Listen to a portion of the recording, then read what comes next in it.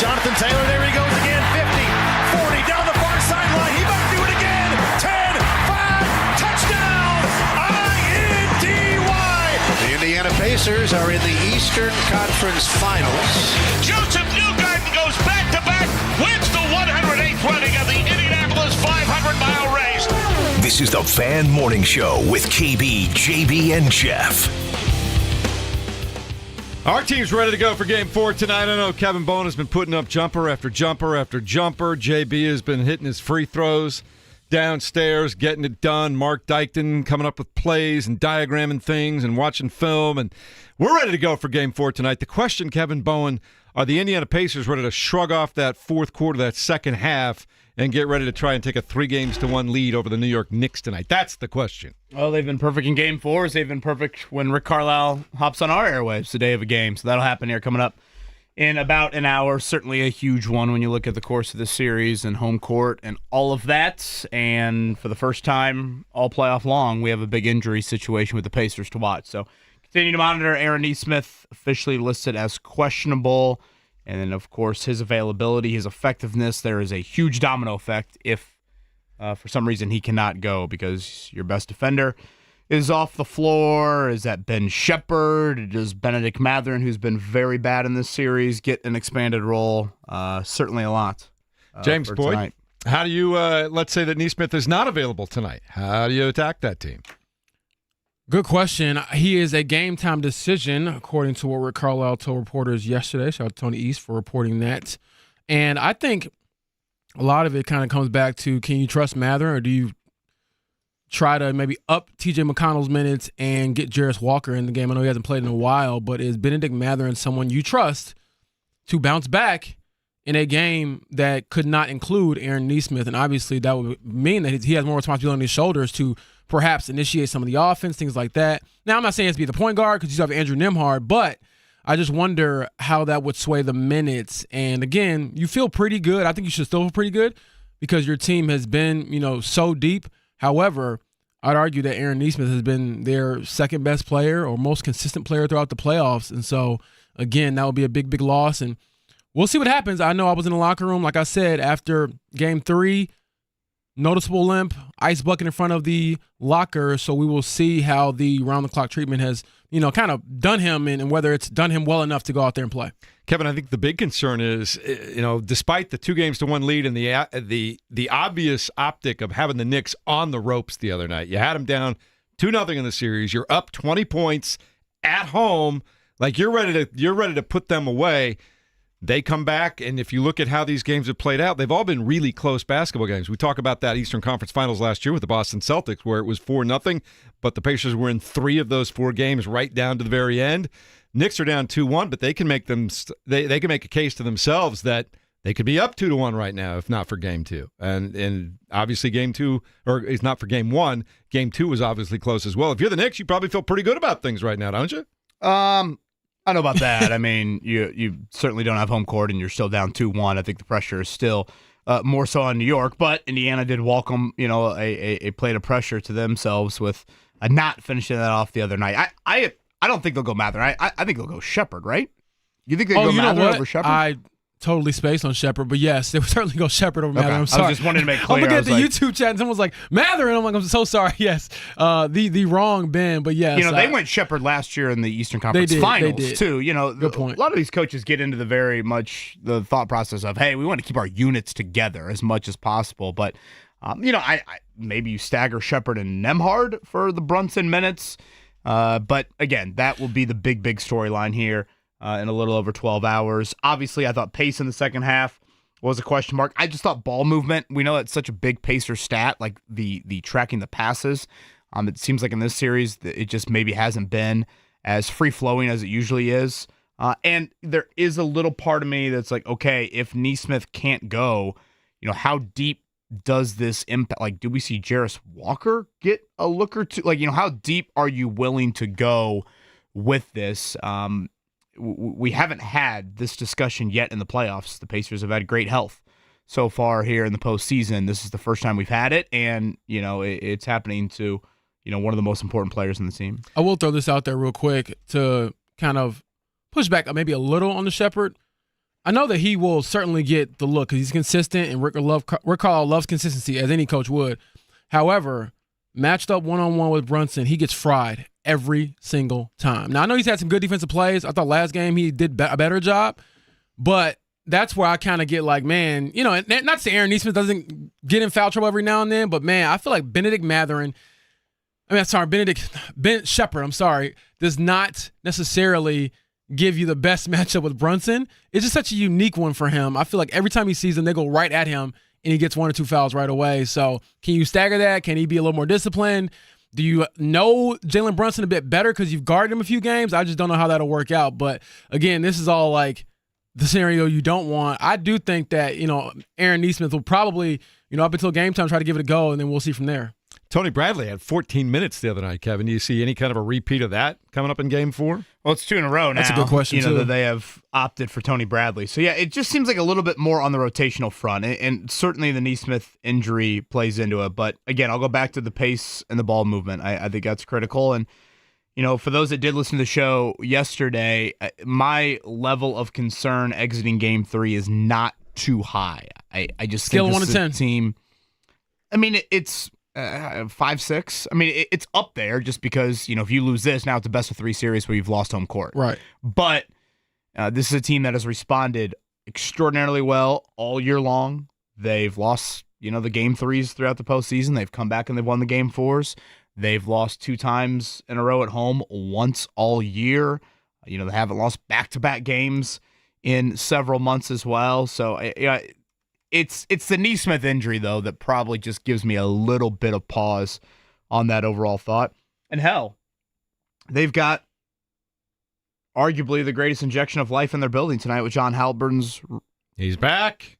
return. So when he repels in with Boomer, you might as well put the Pacers up 10-0 here to start the game. I'm not going to lie, KB, I was a little disappointed at the game the other night when Boomer came out of the rafters and there was no John Halliburton on his back. Maybe they're saving him for tonight.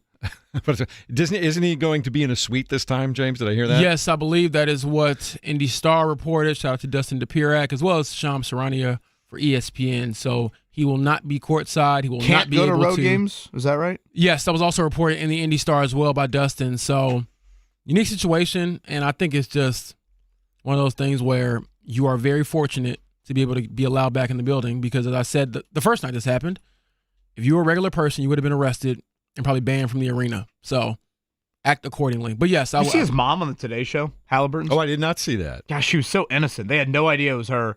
And this lady next to her was like, "That's Tyrese Halliburton's mom."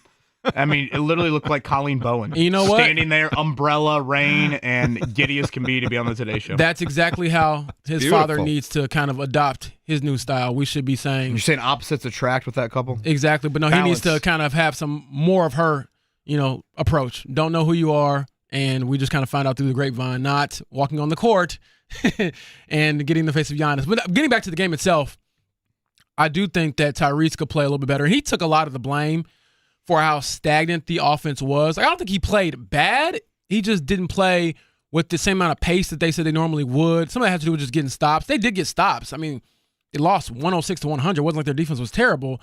But he was just saying, I have to be able to kind of jumpstart our offense when it gets kind of weird and we're not able to get the looks that we want. And oftentimes he has the ball in his hands, Jeff, to direct the offense. And I thought that he was a little bit off in that second half. And so we should see him bounce back, not him by himself, but just the team, because as we've seen, this team does not lose back-to-back games in the playoffs.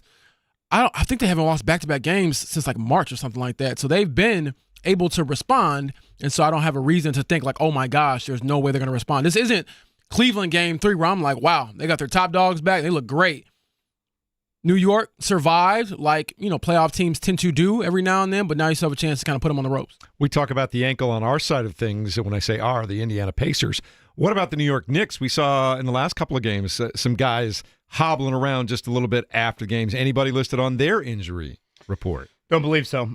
Yeah, I don't think so. Pacers slight favorite, so yeah, injury-wise, I think it's just the Nesmith one. 2.5 points is the difference as I looked at things this morning just before we came on the air. Rick Carlisle coming up top of the hour, and we've got a special guest coming up at 7:30, KB. Yeah, Chuck Pagano going to join us here 7:30, and continuing to remember the life of Jim Irsay and certainly post-coaching career here in Indianapolis. Chuck Pagano, I think, would speak very, very highly of what Jim and that entire family has done for him. We see it annually with the gala that happened about a month and a half ago. The Chuck Strong Gala continues to raise, I think they're north of $15 million now for IU Simon Cancer Center. So Chuck now, of course, with the Ravens, but their schedule allows for him to join us here coming up at 7:30. So Chuck 7:30, 8 o'clock Rick Carlisle, and I don't know, probably by the end of the show we'll have 2 more cars that have cheated in the Indy 500, and we'll have to probably address that. I do want to throw this We'll out get there to as that. well. Yeah. You know, big news coming out of the Fever Hang on to that. yesterday. I'm going to tease that because we got the check down coming up in a minute, and we're over time right Teasing now. So I gotta take injuries. that. Okay. All right, we'll do that next on 93.5 and 107.5 The Fan.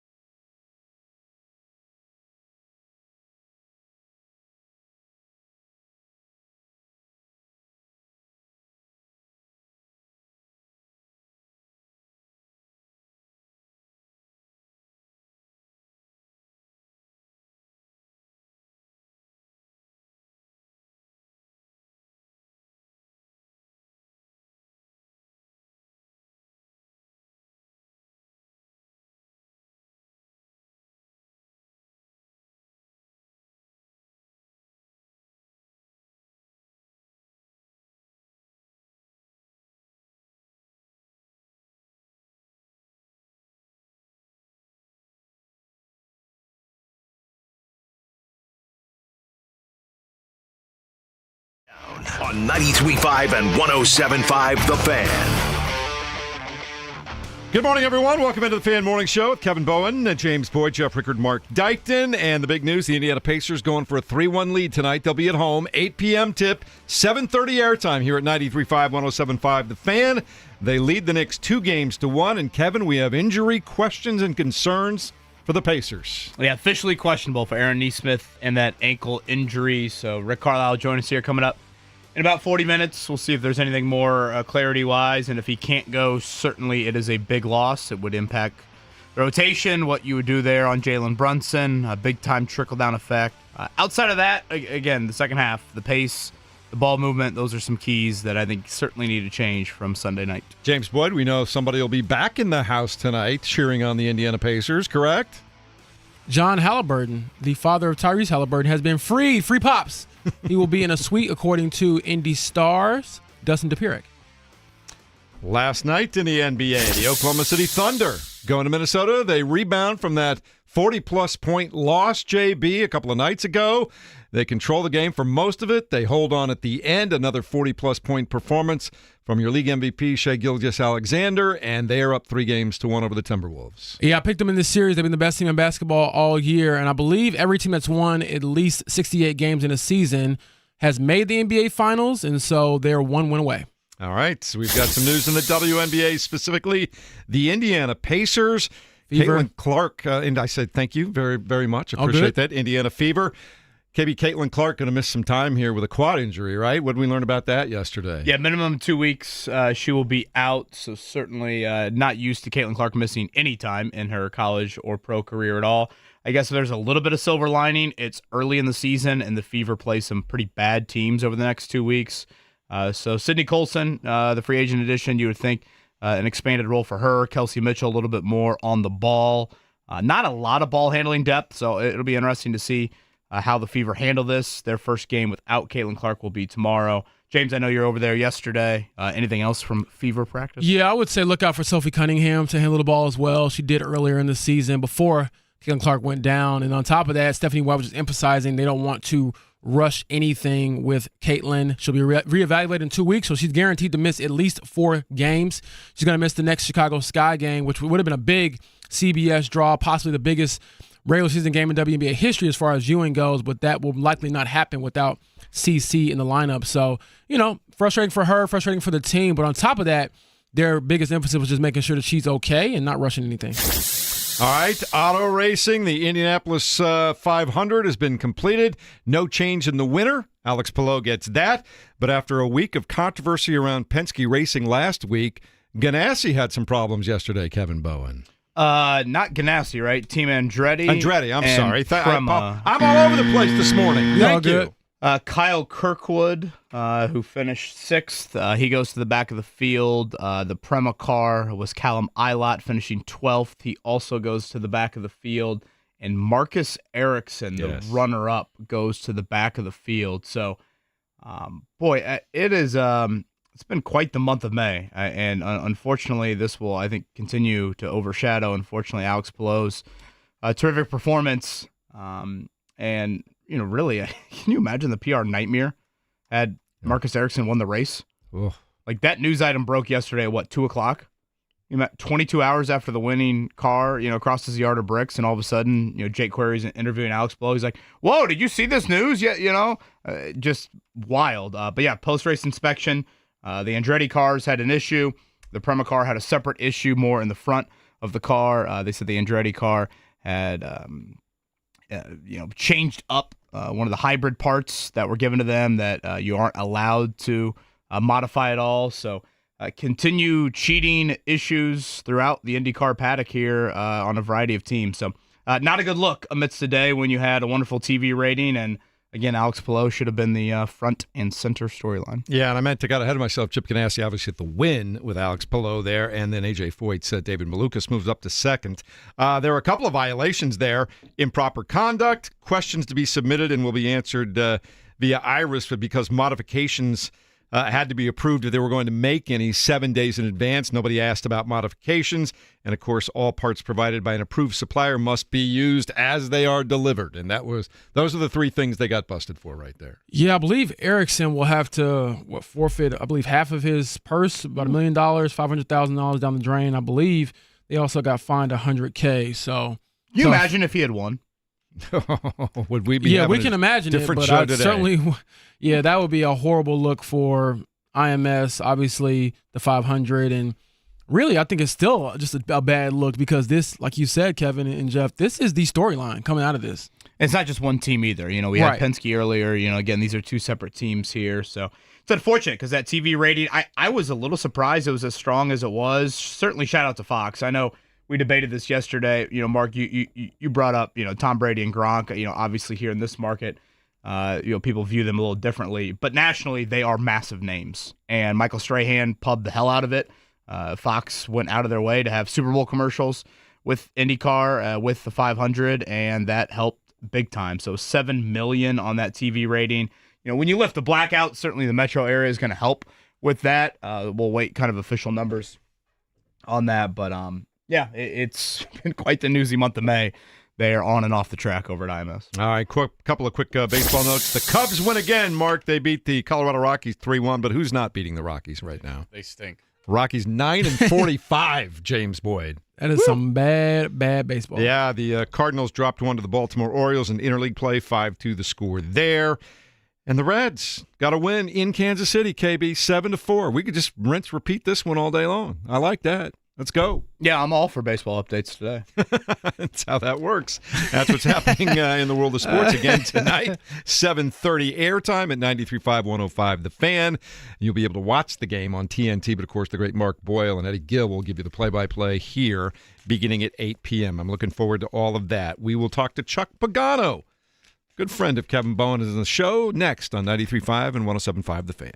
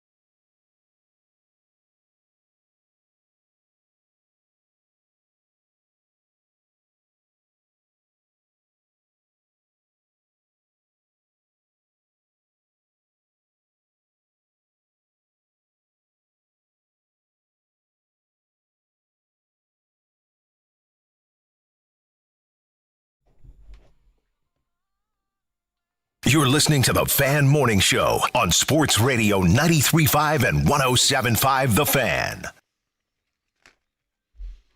It's obviously been a very busy May here in Indianapolis, and we've had so much fun bringing all of the action, news, highlights, and talk to you. But there are also more important things, bigger things in life that take place during the month of May. And Kevin, you've been all over this, and good friend of yours, good friend of the station, and a good friend to Indianapolis has been at the forefront of a lot of those important happenings. Yeah, and a good friend to Jim Irsay. Let's head to the Payless Liquors hotline right now. We appreciate Chuck Pagano joining us here, obviously now in Baltimore, back on that Ravens staff, and wanted to make sure when everything unfolded midway through last week, wanted to make sure if we could get Chuck's thoughts on, because not only meant a lot to him during his time here in Indy, but it's meant a lot post-coaching career here as well. Coach, good morning to you. How you doing? Hey, good morning, KB. Guys, it's good to be on with you. I appreciate you having me.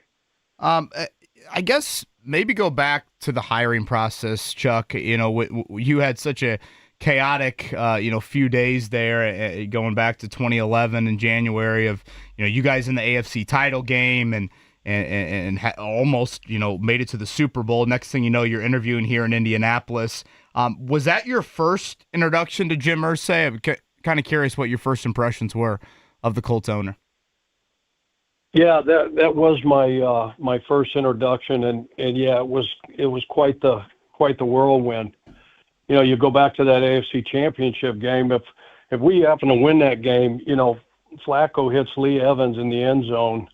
Would look like the go-ahead scoring touchdown. A D-back from New England knocked that ball out, and then we missed a field goal to tie the game and possibly go to overtime and go, win the thing, go to the Super Bowl. And had that happen, I probably would have never gotten the opportunity, to interview, because that would have been another 2 weeks as the rules were. I don't think they wouldn't have waited. They would have, because it was strung out long enough, right?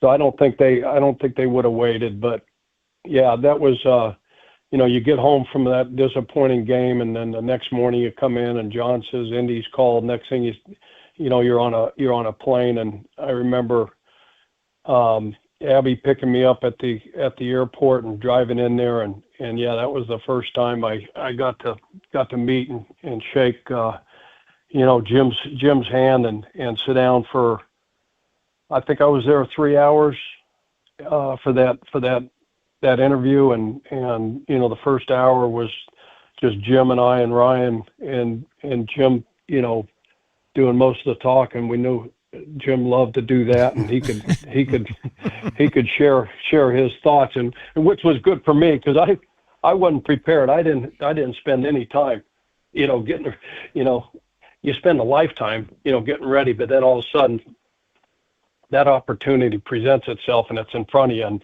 you're scrambling to get together what you think is going to be necessary to go do this interview. But yeah, fascinating. What I remember back, I mean, it was kind of a blur, but it was great spending that time with him and kind of getting to know him and listen to what his vision was, for that organization, moving forward, how the team, what he felt about the team and the guys coming back and players that, we'd have to, acquire, move on, the whole 9 yards. So, yeah, that was the beginning of a incredible opportunity for me and my family, an incredible relationship built with Jim. You say you were in there for 3 hours, Chuck. I think it might have been 2 hours and 30 minutes of Irsay talking about Lombardis and winning and things like that. But yeah. I do want to go here because obviously you have your Chuck's a strong, gala every year. And from your perspective, obviously you went through what you went through. The team was there to support you. But when did you know, was it before the cancer, that you were like, this is someone, this owner that I can rely on or lean on and kind of bond with the rest of our lives? Like, when did you kind of know it was that close of a bond? Because what you all have is pretty unique to, obviously, in the way it did, but still have that mutual respect and love. Yeah, you could tell early on, just because Jim didn't have any bad days. I mean, that guy was full of energy and juice, and you could feel, his passion, for his family, faith, football. I had 3 daughters. Jim had 3 daughters. Getting an opportunity to meet, when I got back there to do the press conference and stuff, and getting to know Carly, Casey, and Kaylin, you could just get a sense, getting to meet everybody, in the building. It was truly, a family, type of atmosphere. It was something that, that I was used to. I grew up in a similar situation like that in a football family, and you could just tell that Jim was going to, give you whatever resources you needed, to give the team and give the staff and give us all the opportunity to win and compete for championships. And so you always hear about Hoosier hospitality, but until you lived it like I got to live it, you found out, in a short period of time, just what that meant. But Jim, like, I don't know how many guys would have actually stood by your coach, after, 4 weeks into the season, shoot, you're down at the hospital, and you're going to battle cancer. But, he never wavered. Like, there's some incredible stories, about what he did, for me, during that time, and what he continues to do, or has continued to do, for so long, with just supporting, Chuck Strong. And I remember being down in the hospital, and because I went down there, nobody really knew, so we couldn't really spread the word till the following Monday, because we were on that bye week. As you guys remember, I had to check into the hospital under an alias, and start the process of going through, chemo and all that kind of stuff to treat the leukemia that I had. But I remember the first time Jim coming down there, and he's like, what do you need? What don't you have? We're going to get you set up with a, TV and monitor and get film down here so you can watch the games. And they looked at the little TV in the room, and it was good. It looked fine to me, but obviously it wasn't fine for Jim, because he's like, we got to get you a bigger TV, coach, a monitor, so you can watch practice and watch the games. And he's like, do you have the NFL Network? And I said, I don't believe so. And, the guy's heart is big as, all of Indianapolis and Indiana, right? So the next day, everybody in the hospital had NFL Network, as they should, which is not a surprise, to any of us. But that's just how Jim was, and I mean, nobody loved, his family, that football team, the Colts, and the fan base and that community, more than Mr. Irsay. Chuck, what do you remember about him bringing the game ball to you after that comeback against Green Bay? Yeah, it was like sitting there watching a game with my wife for the first time was a nightmare. To be honest, we kicked the thing off, and she's squirming and kicking and doing whatever, and then we're down 18 at the half, and then this unbelievable comeback, and to win that game, and he said it before, and sure enough, there's a knock on the door, and there's Jim and Ryan, with the game ball. And yeah, just the three of us, just huge embrace by Jim. Just start, just bawling. It was tears of joy. It was compassion, empathy. The guy was just incredible, and I just his face. I can picture it to this day. That smile on his face, and just how proud he was of that football team getting that job done. in the fashion that they got that job done, and him kind of fulfilling his promise and prophecy, if you will, about, hey, we're going to take this game ball down there, and sure enough, but it's obviously a moment that I'll never forget. You know, it's been so great for all of us who many of us know this, and everybody has come forward with their stories about just what a big heart this man had, in addition to being such an influential member of the community and obviously an NFL owner. As an NFL owner, and you're a football guy, your dad was a football coach, you grew up eating, breathing, living football. What was it like to have an owner that almost at your level truly understood the game and what was going on inside of it? It was incredible, because with every meeting and every sit down that we had with Jim, there was so much wisdom and so much insight and so many things that, I wish I knew, now what I thought I knew then, so to speak. But with every meeting, I mean, he would throw stuff out there, and believe you, everybody talked about, Jim is, he wasn't going to he let you do your job. He let you coach. He let the players play. He let you make decisions. But then, in these sit downs and these meetings, he goes, he'd just bring up certain, situations, whether it was personnel decisions, in-game decisions, tactical strategy, philosophy. It didn't matter what it was. He had so much insight and so much wisdom that there were so many occasions I just came out there going, man, I wish I would have thought of that. But then I was like, thank God I've got a guy that, at 24 years old, he was a general manager, of that football team, and took over full control, at 37 or whatever it was, and sole ownership. But I mean, it was just the conversations, the talks, and he wasn't like, hey, like Jim did it this way, Tony did it that way, you need to do this, you need to do that. It was just like, hey, maybe think about this in this situation, maybe think,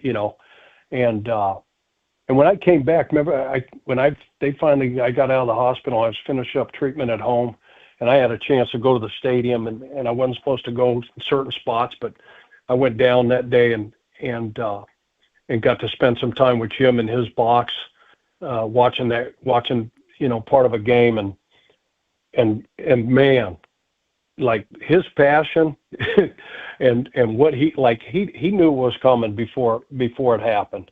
And I mean, he lived and died with every snap of every single game with that team. There's no that voice. That is Chuck Pagano with us here on this Tuesday morning. I know, Coach, you're about 15 minutes away from meetings beginning with the Ravens. I know OTAs begin in earnest around the league this week. So we'll end it with this and really appreciate your time, of course. Just what will be your lasting memory of Jim Irsay? Oh, man, I think just, he was like a brother. He was like a father. He was like everything that I needed in every situation, good times and bad times. But we say we always play and coach for moments, and we shared some unbelievable moments together. Just those moments, KB.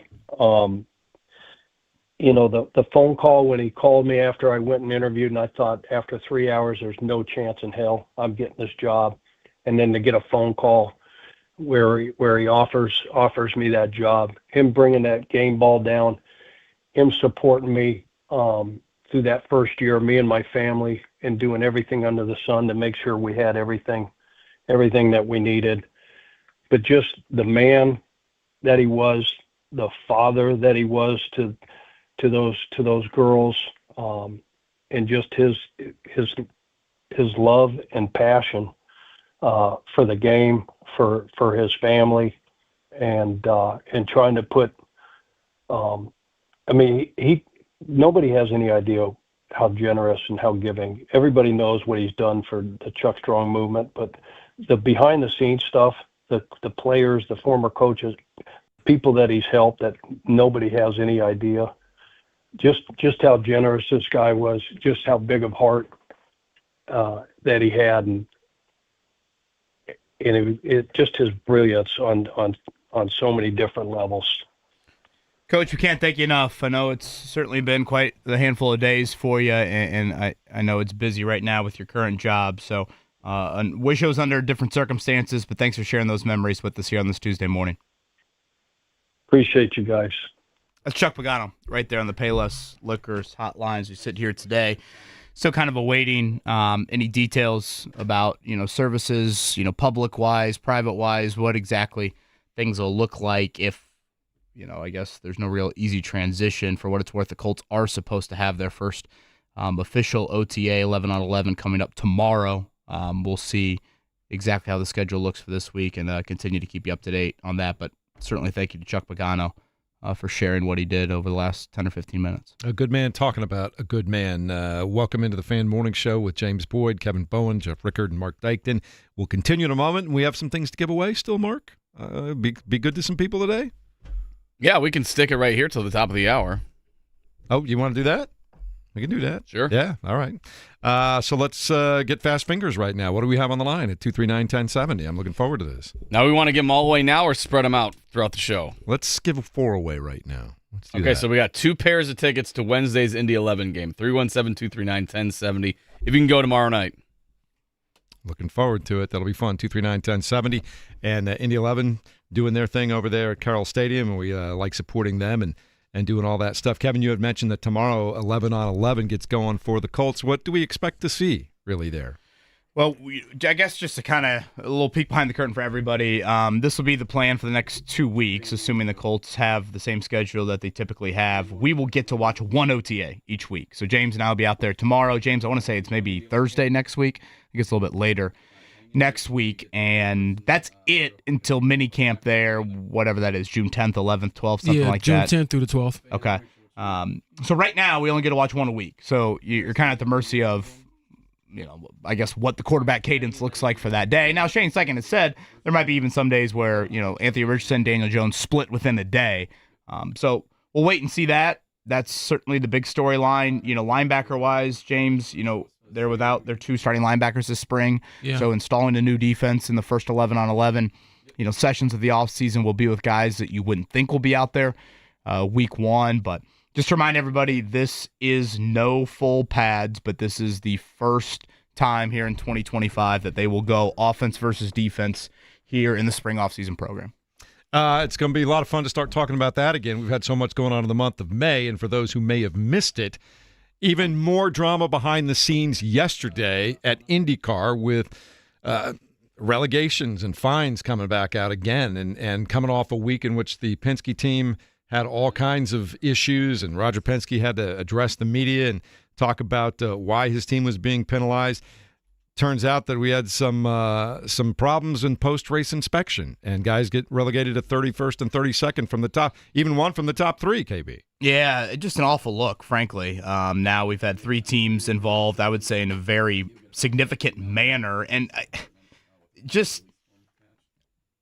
it just looks awful. I guess that's what I keep on coming back to. Yeah. I mean, Marcus Erickson finished his second. Boom, now he's in the back of the field. And be Kyle glad Kirkwood, he didn't finish first. Right. I mean, the PR nightmare that would have occurred had he been the one that held off Alex Palou for those final 15 laps. So it's a shame on many fronts. It's a shame from an integrity standpoint, certainly.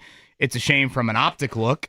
That's definitely not what you want at all. And I guess I don't know maybe your way around it. I mean, this was, the Penske stuff on Fast 12 day was caught, pre-qualifying inspection. This was caught, post-race inspection in 2 different things. The Andretti cars were one thing, and then the Prema car of Kyle Milot that finished 12th was another thing. So just not good whatsoever. And I honestly feel for Alex Palou the most, just because, I think the gearheads would point to this a little bit more. I probably didn't do a good enough job of it yesterday.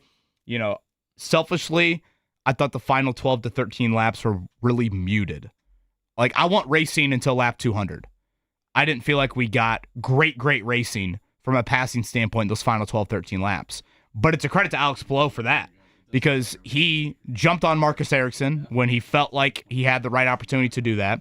He didn't wait, and if he would have waited, we might have one of the worst situations the Indy 500 has seen in quite some time with Marcus Ericsson winning and now being stripped of the title there. But just again, optically, just a horrific look. Yeah, and from the NTT IndyCar Series, they announced post-race technical inspection penalties to the entries of the number 27 and 28 of Andretti Global and the number 90 of Prema Racing.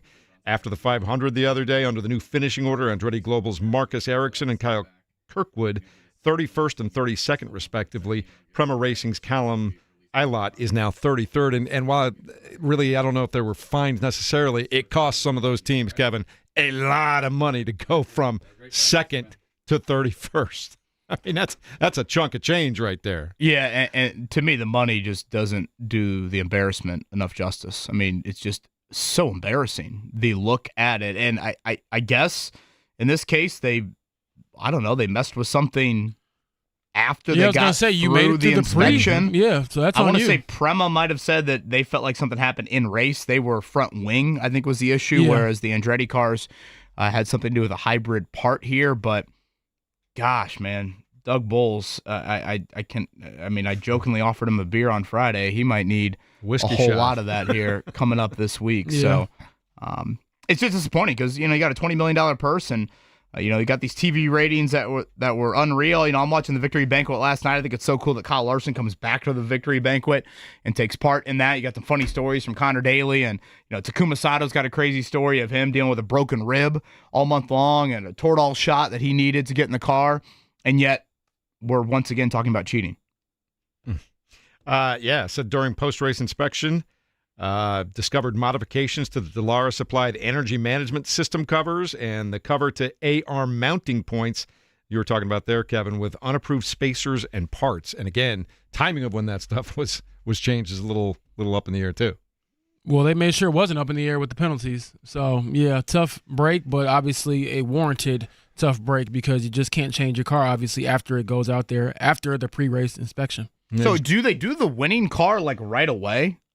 That's what inspection? I was thinking. Yeah, I'm not sure how that. I would love to read like a story about that, or maybe get some insight from, Doug Bowles to kind of break down what does that all look like, because I was a bit surprised that it took that long. I believe it was almost 24 hours after the race, because I'm not an expert at this, but maybe it just takes so much time to check every little thing. But either way, to your point, Kevin, yeah, it's kind of awkward to have that happen after you've announced the winner, after people have kind of gone about their business, and then it's like, oh, wait a second, we got to go redo this.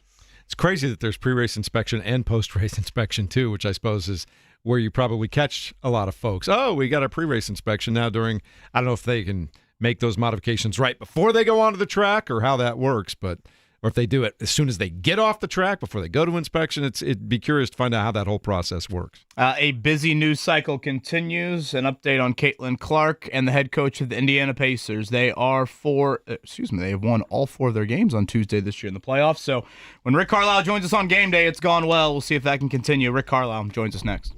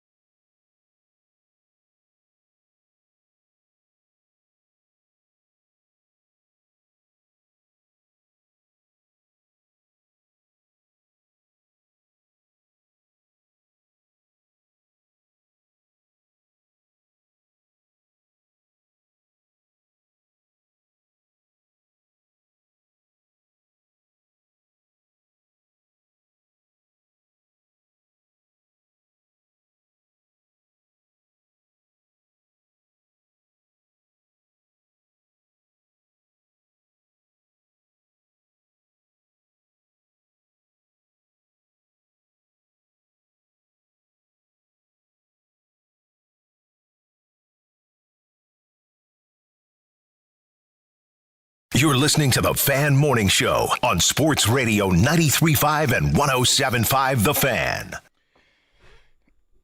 Tuesdays here in the postseason, they have brought a lot of Pacer games and a lot of Pacer wins, and we'll see if that trend will continue coming up tonight, 8 o'clock inside of Gamebridge Fieldhouse as the Pacers look to grow that lead to 3-1 in their playoff series. And as always, we thank our next guest for the time here on a game day. He is Rick Carlisle, the Pacers head coach. Coach, good morning to you. How are you?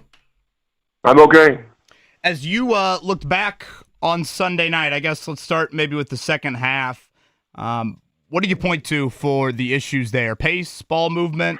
I know you guys didn't shoot it great from behind the arc. What were some of the concerns you had with the offense there in the second half? Yeah, that, and really in the fourth quarter, the third quarter we lost by 3 points. I mean, that's not the end of the world. But the fourth, you lose 36-20. We had a lot of breakdowns defensively. Towns obviously got going. We had a missed free throw block out that cost us a possession. And a reset for them, and then another basket, and before you know it, the thing was a one possession game with 9 minutes and change left, and at that point it's just back and forth, and it's anybody's game. Did you like the pace you guys had in the second half? No. Is that something that is purely you need to get more stops to create pace, or would you like to see running after makes a little bit more? We've just got to do everything better. I mean, we didn't have enough presence and force in the game. They picked up their levels, and all that stuff, and we just simply did not. We had some great runs. Our crowd was phenomenal in the game, but we've got to sustain. Rick, do you have any update on Aaron Nesmith? And on top of that, just what does he mean to this team, obviously, throughout the playoffs? No update other than what I told you guys yesterday. And he's become a guy that is absolutely essential to us. He's cemented himself as a starter, and he does so many things. He does so many, people look at the defense and the full court defense he's playing on all the good players. He can obviously shoot the ball. His movement is great, but he's a great runner, and he's just an important guy for us on the floor. So, as I said yesterday, he's listed as questionable. He will likely be a game time decision. He was quite sore yesterday, so we'll just have to see. And Pacers and Knicks tonight, Game 4 inside of Gamebridge Fieldhouse here. Coach, you've obviously have turned to Ben Shepherd before, certainly last year in the postseason, a lot when Ty went down in that Celtics series. What is it about Ben's game and presence where you have trusted him in some of these bigger playoff type atmospheres? He's always ready. He's a great system player. He's not a big scorer, or he's not going to wow you with a lot of statistical stuff. But the things that are essential for us to play well, he contributes to, and that is running. It's defense where it's really important to stick to an exact game plan and do the difficult things, full court defense, press ups, help, all that kind of stuff. Rick Carlisle with us here again. Game 4 coming up tonight. Pacers and Knicks here as they look to go up 3-1. Coach, it seems like if you go back to really the end of that Cavs series for Benedict Mathurin, ever since that ejection, his numbers have really changed in this postseason. Pretty good early on in that Bucks series, and even the start of the Cleveland series, and the numbers are a lot different here lately. What have your conversations been with him about, getting back to the type of player that, he was in the regular season and even at the start of the postseason? I wouldn't focus on numbers. This time of year is not the regular season. And I just mentioned, the thing with Shepherd is it's not a numbers thing. It's just situationally he's always ready, and he helps enhance what we're trying to do at both ends. And with Ben, it's the same thing. He's just got to stay ready. If for some reason Aaron is, the reason would be the ankle, but if Aaron is unable to play tonight, Ben is very much in the mix. So he's just got to stay ready. I cringe a little when I hear people just talking about numbers, when it comes to players, when it comes to Ben Mathurin. It's this time of year is not about numbers. It's about the team, and it's about contributing anything you can to the team, and that's what everybody's focus should be. Rick, obviously you want the team to play with emotion, and they do. We see the joy, we see the passion and things like that. But how do you help your team, or why do you think your team has been so good at kind of handling the emotional swings of a playoff series? Well, as you get into it, the season winds down. You start talking about these elements, and it's going to be a roller coaster. And so, over the last 2-3 years, we've talked a lot about preparation for the playoffs. When I got here my first year, when I spoke to the team before training camp, in the fall of 21, I talked to them about the things necessary to be successful in the playoffs. And a lot of the things that are things you just you hear me mention all the time.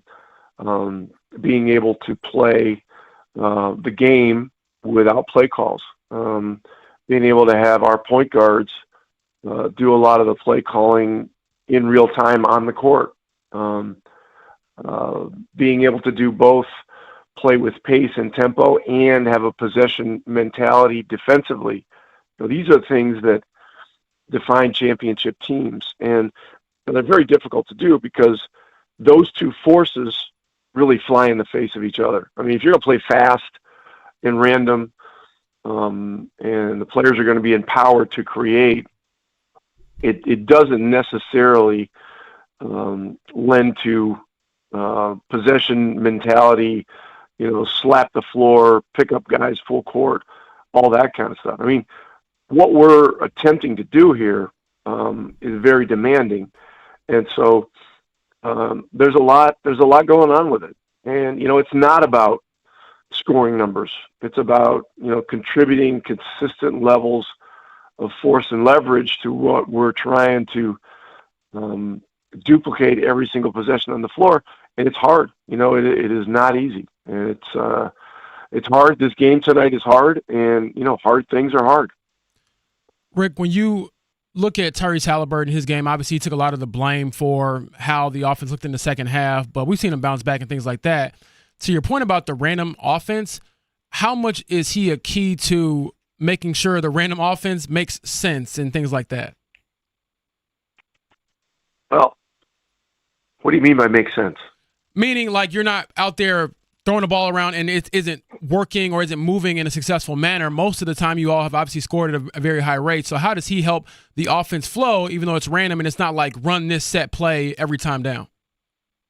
Well, there are conceptual things. And so, make or miss, we want to get the ball out quickly and get it over half court in a very short period of time. I mean, that's an indicator. We want to create ball movement, and we want to create chaotic situations that the opponent wants to defend. I mean, this is not talking out of school. This is stuff I've been talking about for years. And those things are things that you can see visually. We want to create a problem.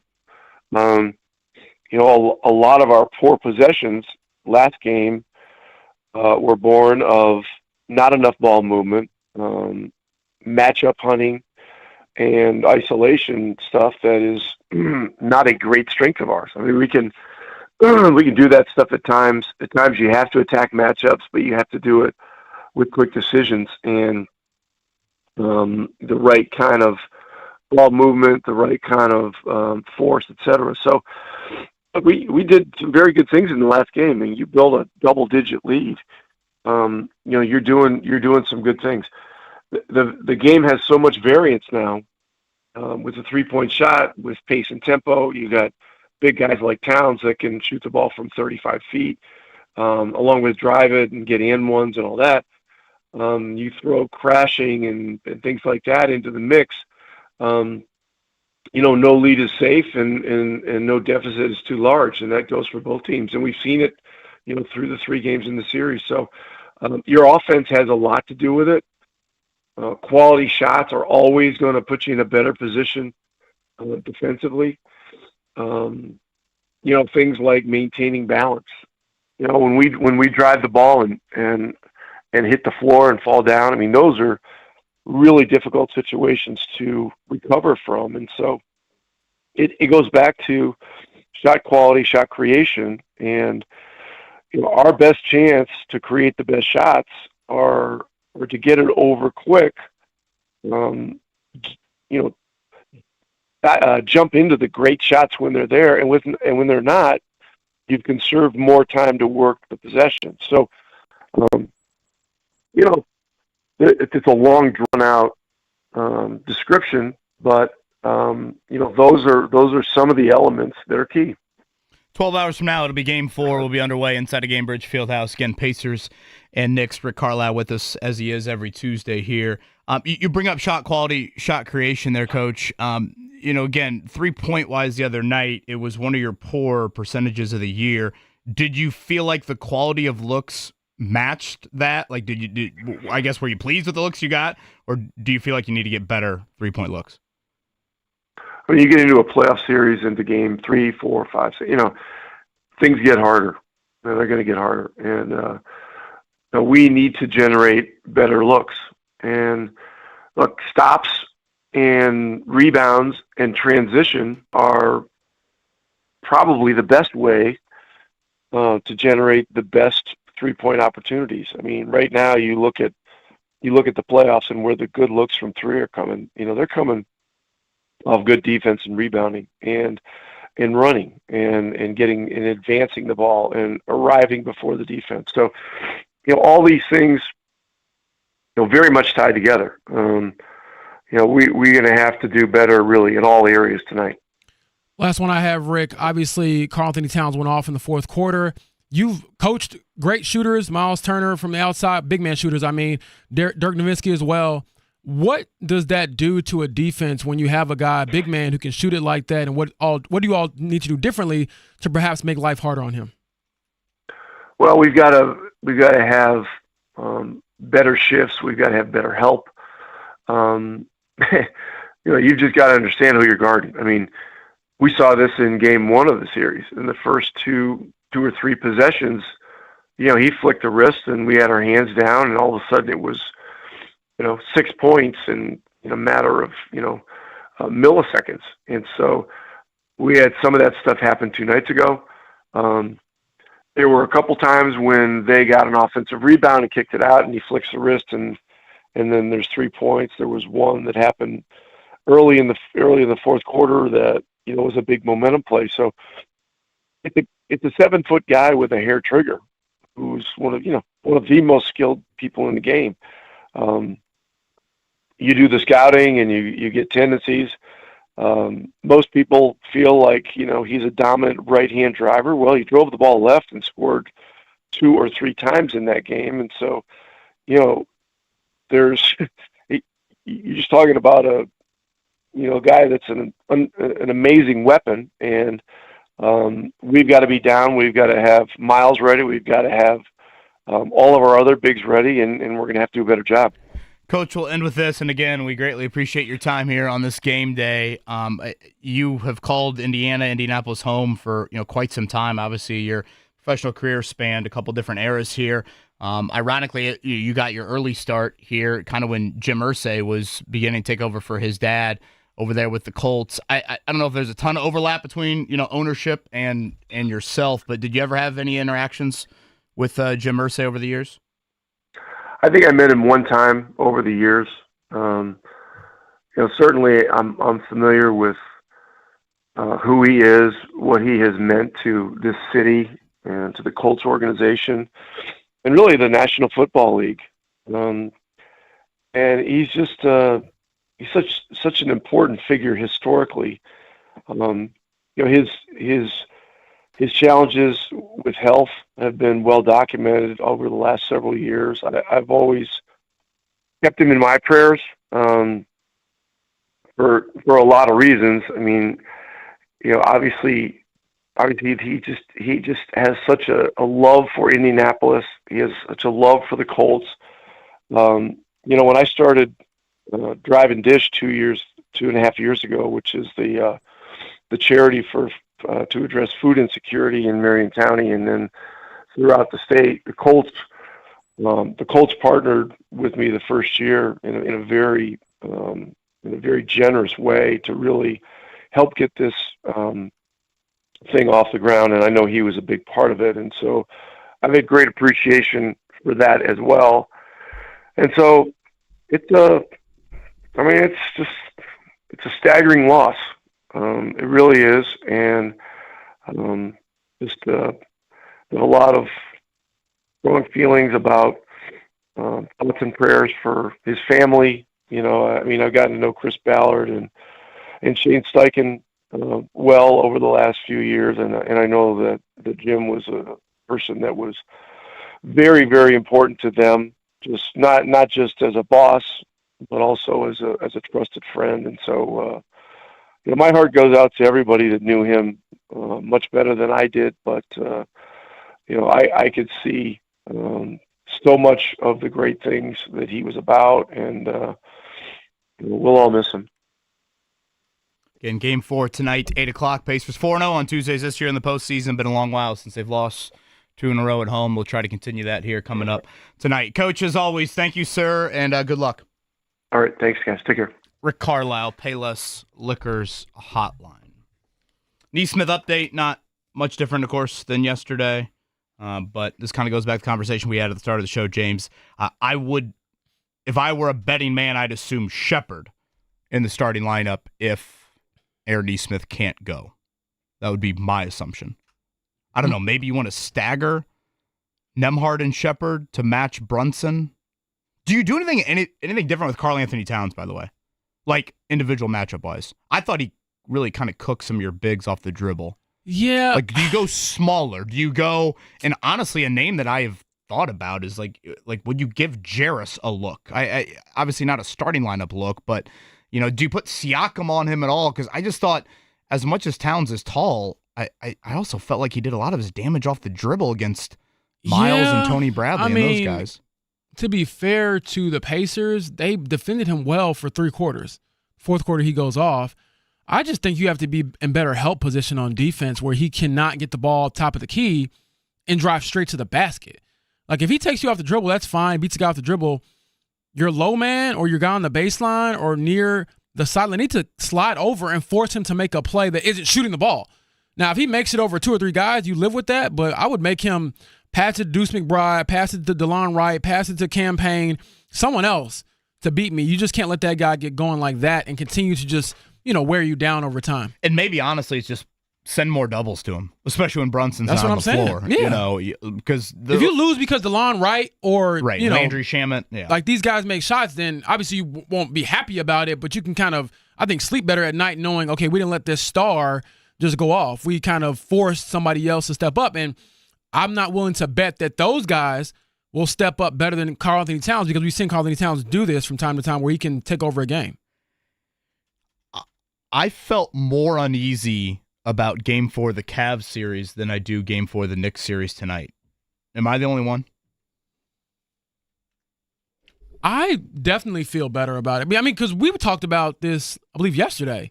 When the Cavs won Game 3, it was like, oh, my gosh, they have their guys back. Well, and they also threw the zone at you. Remember? Yes. And it was like, oh, my gosh. Keep in mind, they also had Defensive Player of the Year, so that changes things, too. Garland and Mobley, but then the zone, too. Whereas I watched the Knicks the other night, and I'm thinking, well, I know they threw some different lineups at you, but I don't think they can sustain that. And, Karl Anthony Towns went nuclear. Like that, I don't chalk it up to as necessarily outside of the Neesmith injury. I sit here on this Tuesday morning and I feel a little bit more confident about it, which is wild to say because go back to Game 4 of the Cavs series. I mean, the Pacers had the biggest halftime lead in the history of the postseason and what they were able to do to respond to that. The Neesmith injury, though, does just throw a little bit of a wrinkle, a little bit of a caution flag at me. I'll still be stunned if they don't turn it around tonight. Like if they put out another dud offensively, I'll be shocked. They have not lost 2 in a row at home since like November.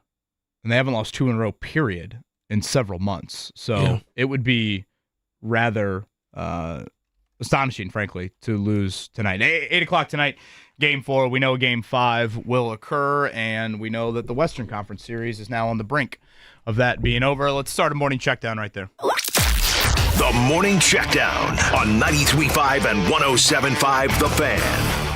The MVP played like an MVP last night, and Jalen Williams continues to show those that don't watch the NBA on a routine basis why he is such a great player for the Thunder as well. 128-126, OKC on the road. They bounce back from Game 3 to go up 3-1 in that series. Not that the Pacers should be paying too much attention to that, but James, I think that only kind of heightens a little bit of the urgency of trying to go up 3-1 on your end and not delay this series too long. Obviously, yeah. I mean, rest is everything. So if you can get out of your round at the same time as them or within the same length of games, that will bode well for you going forward. But obviously, they got to take care of business first. That series now back to Oklahoma City, and again, they are up 3-1. The big news here locally yesterday, not off the track over at IMS, was Caitlin Clark. For the first time in her college or professional career, an injury will sideline her. And James, it's for a lengthy period of time. It will be a minimum of 2 weeks. I guess if you want to point to good news, it's very early in the WNBA season.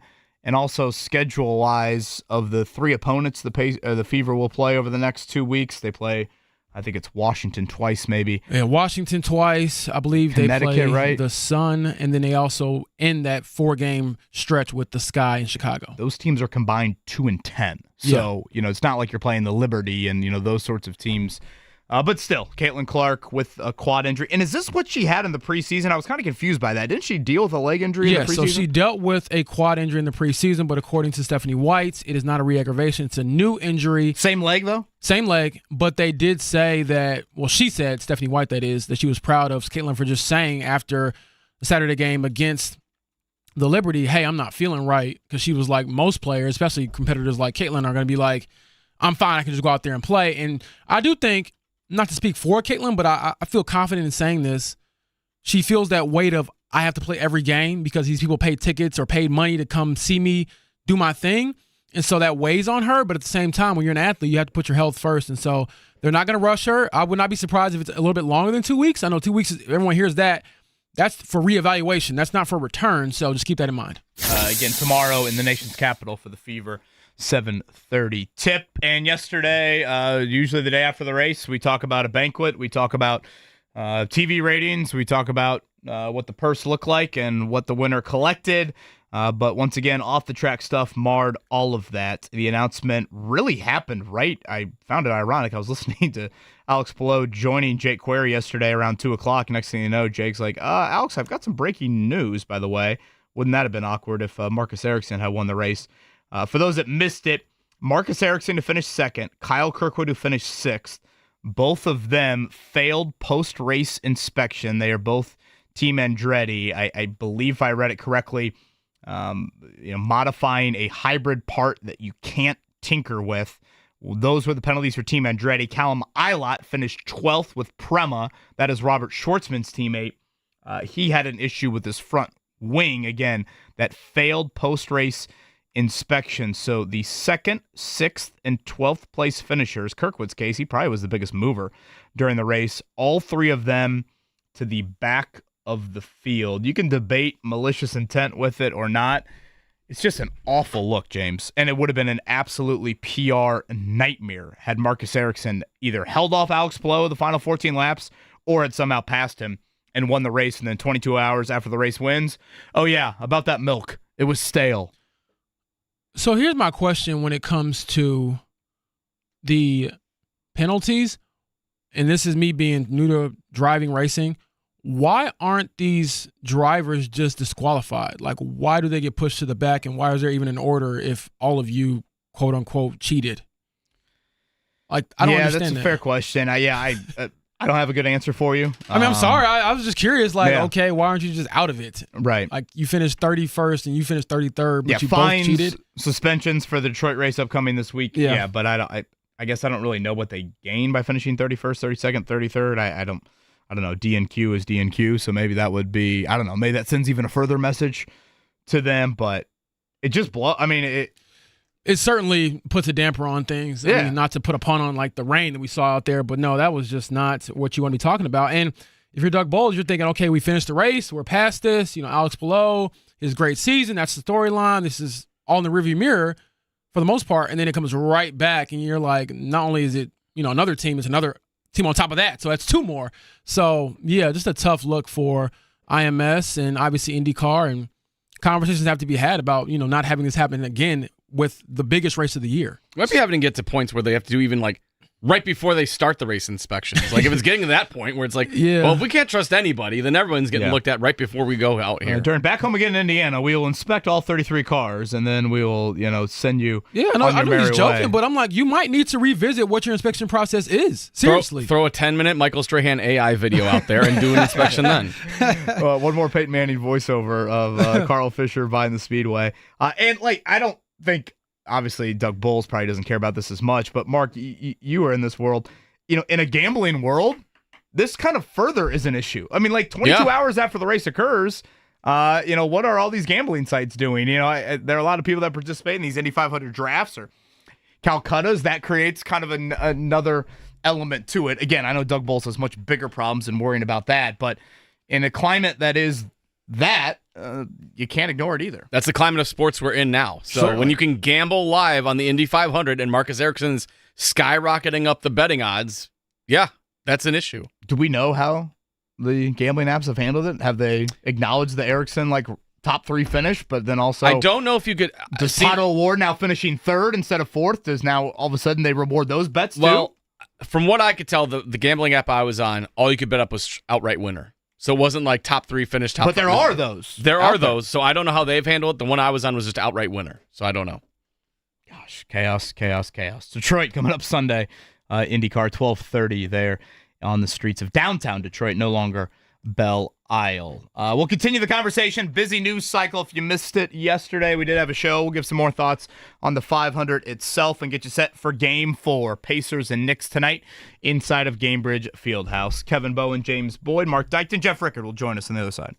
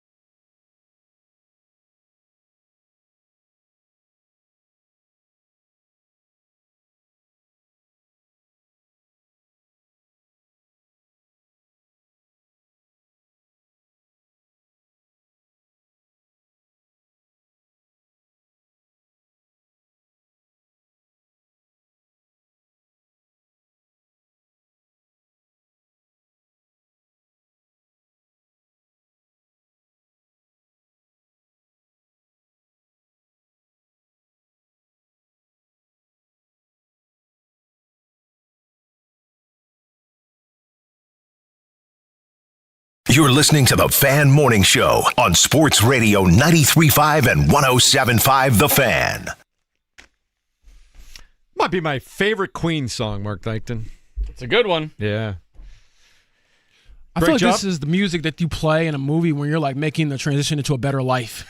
Like you overcome all your obstacles. They fast forward. Life has gotten better. The sun has come out. You got the girl, and then they pick up like everything's kind of good. And then there's one more twist remaining yes, that you have to overcome, though, right? Looks true. like everything is fixed, and all of a sudden one other thing that could be the Knicks tonight. Yeah.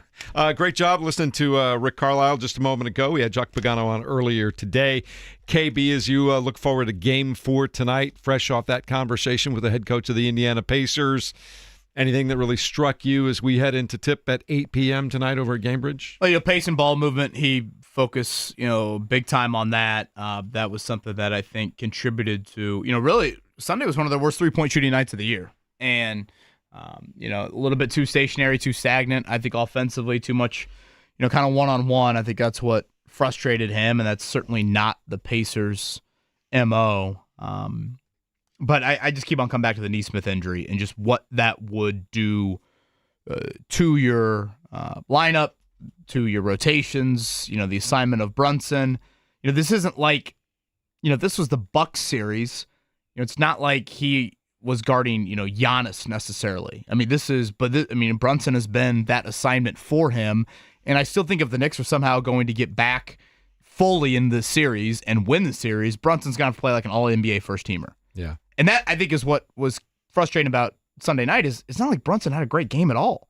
Yeah, he came in, hit a huge bucket late, but he was like 4 of 17 before that. So certainly the Nesmith injury here of the next, 10 or 11 hours. Yeah, and I thought it was interesting to hear him talk about the fact that we were talking about Mather, and he said, you don't worry about the numbers right now. There's so many little things going on that we need to take care of, and he felt comfortable having Mather on the floor because he does a lot of those things, is what it sounded like. Yeah, absolutely. And again, you have options. It's just what version of Mather are you going to get? And I think that is a very big question because when he's on, he's on. When he's off, he's off.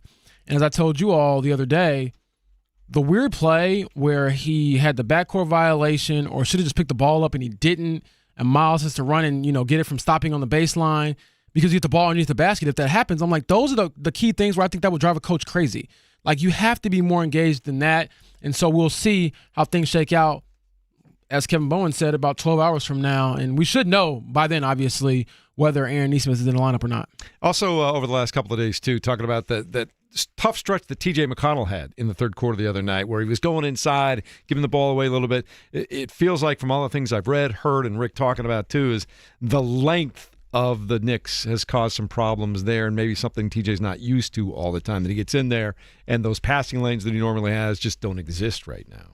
Yeah, I can't blame McConnell for the other night. I thought he was really good in the first half, and I get that maybe in the third quarter, he didn't look like he It was did just a weird 3-minute stretch for him. Yeah, he did in the first half. I think it was other stuff contributed to the Pacers letting that one get away. Yeah, and I think other stuff he talked about too, Karl Anthony Towns, and just we forget sometimes what a brilliantly gifted player he is sometimes. He can do those things, and we've seen it often with the Indiana Pacers, but it's not just the Pacers. Like, he is a really talented basketball player. Well, he's torched the Pacers in his career, so that I do think is probably the bigger issue of like, yeah, that wasn't an yes, I mean, it was heroic what he did there in the fourth quarter, but he has been known to do this. I mean, he had a great game one against the Pacers, so that probably is the one that it's a little bit more of like, all right, what are you going to do there? Are you going to double more, particularly because Brunson was off the floor for so much that fourth quarter? We talked about this a lot yesterday. And the Knicks scored 36 points in the fourth quarter.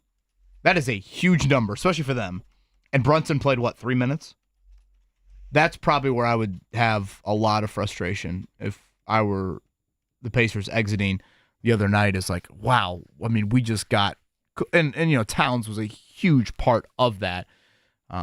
What do we need to do differently to try and, limit him or just make things a little bit more difficult for him? Because I thought he beat you off the dribble way too much. Yeah. I thought the Knicks did some good things. And Tom Thibodeau, a guy who is famous for using the same 5 or 6 guys forever, he went deep into his bench the other night. I mean, Landry Shamet was there. Delon Wright was there. I mean, he was using guys he doesn't normally use. Yeah, I think you were forced to because of the foul issue, Jalen Brunson. And honestly, they played better and flow better without him on the floor. That's not to say they're a better team without Jalen Brunson out there. I just think they just escaped because of the heroics of Karl-Anthony Towns late. And then not to forget, Brunson got reinserted, and I believe he scored 6 points over the final minute and a half of the game to get them over the hump and get them to the win. So I'm curious to see how and if he'll use those same type of reserves, even if Jalen Brunson isn't in foul trouble. Is that something you go to earlier, or do you kind of just say, hey, that was a one-off, we got to go back to what got us here? And to your point, Kevin, you talked about it too, and Rick did. Just ball movement, pace. That's what the Pacers do, and they kind of got away from that in the fourth quarter the other night. Will we get a John Halliburton on the Jumbotron tonight? Absolutely not. I think there might be explicit instructions. Yeah, right?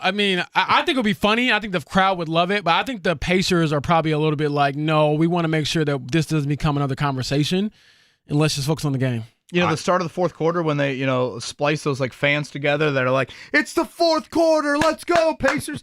John Halliburton can't do that. I think what they need to do is whatever suite he's in, have a zip line attached so he can just zip in onto the court. Perfect. As soon as the game ends. Like Shawn Michaels in WrestleMania 12. Man, y'all got to make sure the man is able to walk and, talk after the game. These are dangerous activities. While we're talking about things up there, too, I love the fact that the TNT has been placed right above the studio, so it's been placed right above the drum corps. That I love. Yeah, look, it's there or like the ceiling at MSG where you're next to God. So pick your poison. So high up in both arenas. I'm always struck by that when they go to the camera shot. Like, now I know why we're going off the air after this. No one's respecting us right now. I will say this, though. The other night I was standing watching Benedict Mather warm up, and Shaq comes walking on the court, and there's a group of people that had their backs turned, and they didn't see him. And I just kind of slide out the way because I was thinking if this guy knocks anybody over, it ain't going to be me. Like, I'm not taking the charge on Shaq. Are you kidding me? That would just be the worst collateral damage ever. One of the other things we were talking about during the break there is just the sheer volume of New York media that has filled up that arena at this point in time. You and I were talking about that, and it's just some of the outlets like New York Daily News sending up to 5 people. You've got all the TV stations out there. You've got the bigger newspapers. You've got all kinds of things going out there, but it's a huge contingent. Yeah, The Athletic has 5 people plus me, so that's 6. But on top of that, this is what it's about. It's conference finals. Yeah. I said to you guys during the Cavs series, winner of Game 4 wins the series. Would that apply to tonight? I don't necessarily feel that way about it. Go there yet? Yeah. If I remember correctly, I think you guys were kind of in agreement though with me on the Cavs series. Like you felt like that was. Yeah, I did because at the time I thought the Cavs were like. So you just look at the Knicks and think they're not as potent. The Pacers are the better team. I guess how do you view it? I looked at it as Cleveland had been so consistent and so good all year long to be that number 1 seed in the Eastern Conference, and you felt like after their Game 3 win here on the road for them, the way that they just dominated the Pacers in that game, it felt for a moment like they had kind of gotten their groove back, right? And then the Pacers just stomped all over that in Game 4 again. It changed everything. I don't know if the Knicks are as consistently good as the Cavs were all year long. They just can't score enough, I don't think, as far as being concerned. Like, the Pacers obviously did not play well enough in Game 3, especially in the second half on offense. But usually, even on their okay days, they're going to score. I don't know if the Knicks can kind of match that for 7 games. And again, you got, I want to say lucky, but you're fortunate to win Game 3 without the Jalen Brunson heater or great game. If he has another game like that, are you sure you're going to win? Like, it takes so many different variables for them to win. And it starts with their main guys usually going off. So I don't necessarily feel like I would be panicking if they lost Game 4, but certainly it will be some rise tension, at least a little bit, going back to New York. And this series has been full of just crazy runs, like Knicks overcoming a 20-point deficit. What the Pacers did, you could probably say that for the whole playoffs, right? Yes, but stunningly in Game 1, it's just. Look at the Knicks against Boston. Yeah, erasing those 20-point deficits in Game 1 and Game 2. So how do you keep them from having one of those runs? Yeah, I thought it was kind of both ends. I thought there were a couple instances late second quarter Sunday night, late third quarter that it might not have indicated on the scoreboard, but I'm like, man, you let Deuce McBride, go on a little run like that. Now you're asking to play with a little bit of fire. And sure enough, that's what developed. So I just think kind of nipping some of those when you can of, all right, 5, 6 in a row, 7 in a row, something like that. It might not seem like a lot when you have a 20-point lead, but that can at least create more game tension. And I thought that's what the Pacers kind of asked for themselves when they did that the other night. I want to ask you some questions about Neesmith and whether he can or cannot play a little bit later on tonight and what that means specifically coming up in a moment. We've got more news coming out of the Indianapolis Motor Speedway from yesterday. I also want to open up the phone lines. People can call their shot for what they think is going to happen in Game 4 tonight at 239-1070 as we get ready to go for Game 4 tonight, 8 p.m. airtime. 7:30 is when we have the pregame with Pat Boylan right here on 93.5 and 107.5 The Fan.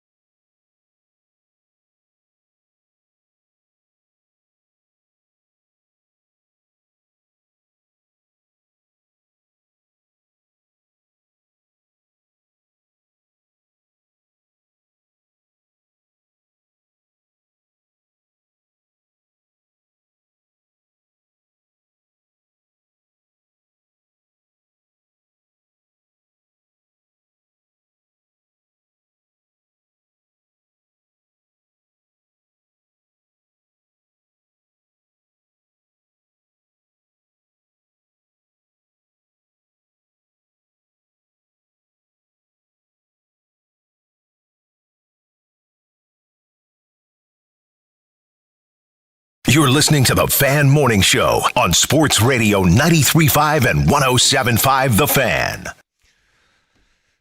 Good morning, and the month of May is here and gone as far as the Indianapolis 500 is concerned. Huge ratings on Fox, 7 million. They said that during the very end of the race, about 8.5 million people were tuning in. Is that all blackout lifted, or is that like real numbers? That's nationwide, so I mean, isn't the Indianapolis Indy metro area contributing helps to that big time? Sure, but again, you're talking about 50 major markets around the country. Are we inspecting the TV ratings too? Do those need to be inspected? I think anything with Nielsen needs to be inspected, good or bad, these days. But that's a different topic for a different time. You're a harsh grader, But Mr. before we Bowen. get back into the Pacers, what you kind of allude to there is, man, it was a tough week behind the scenes for IndyCar. How will you remember the 2025 Indy 500?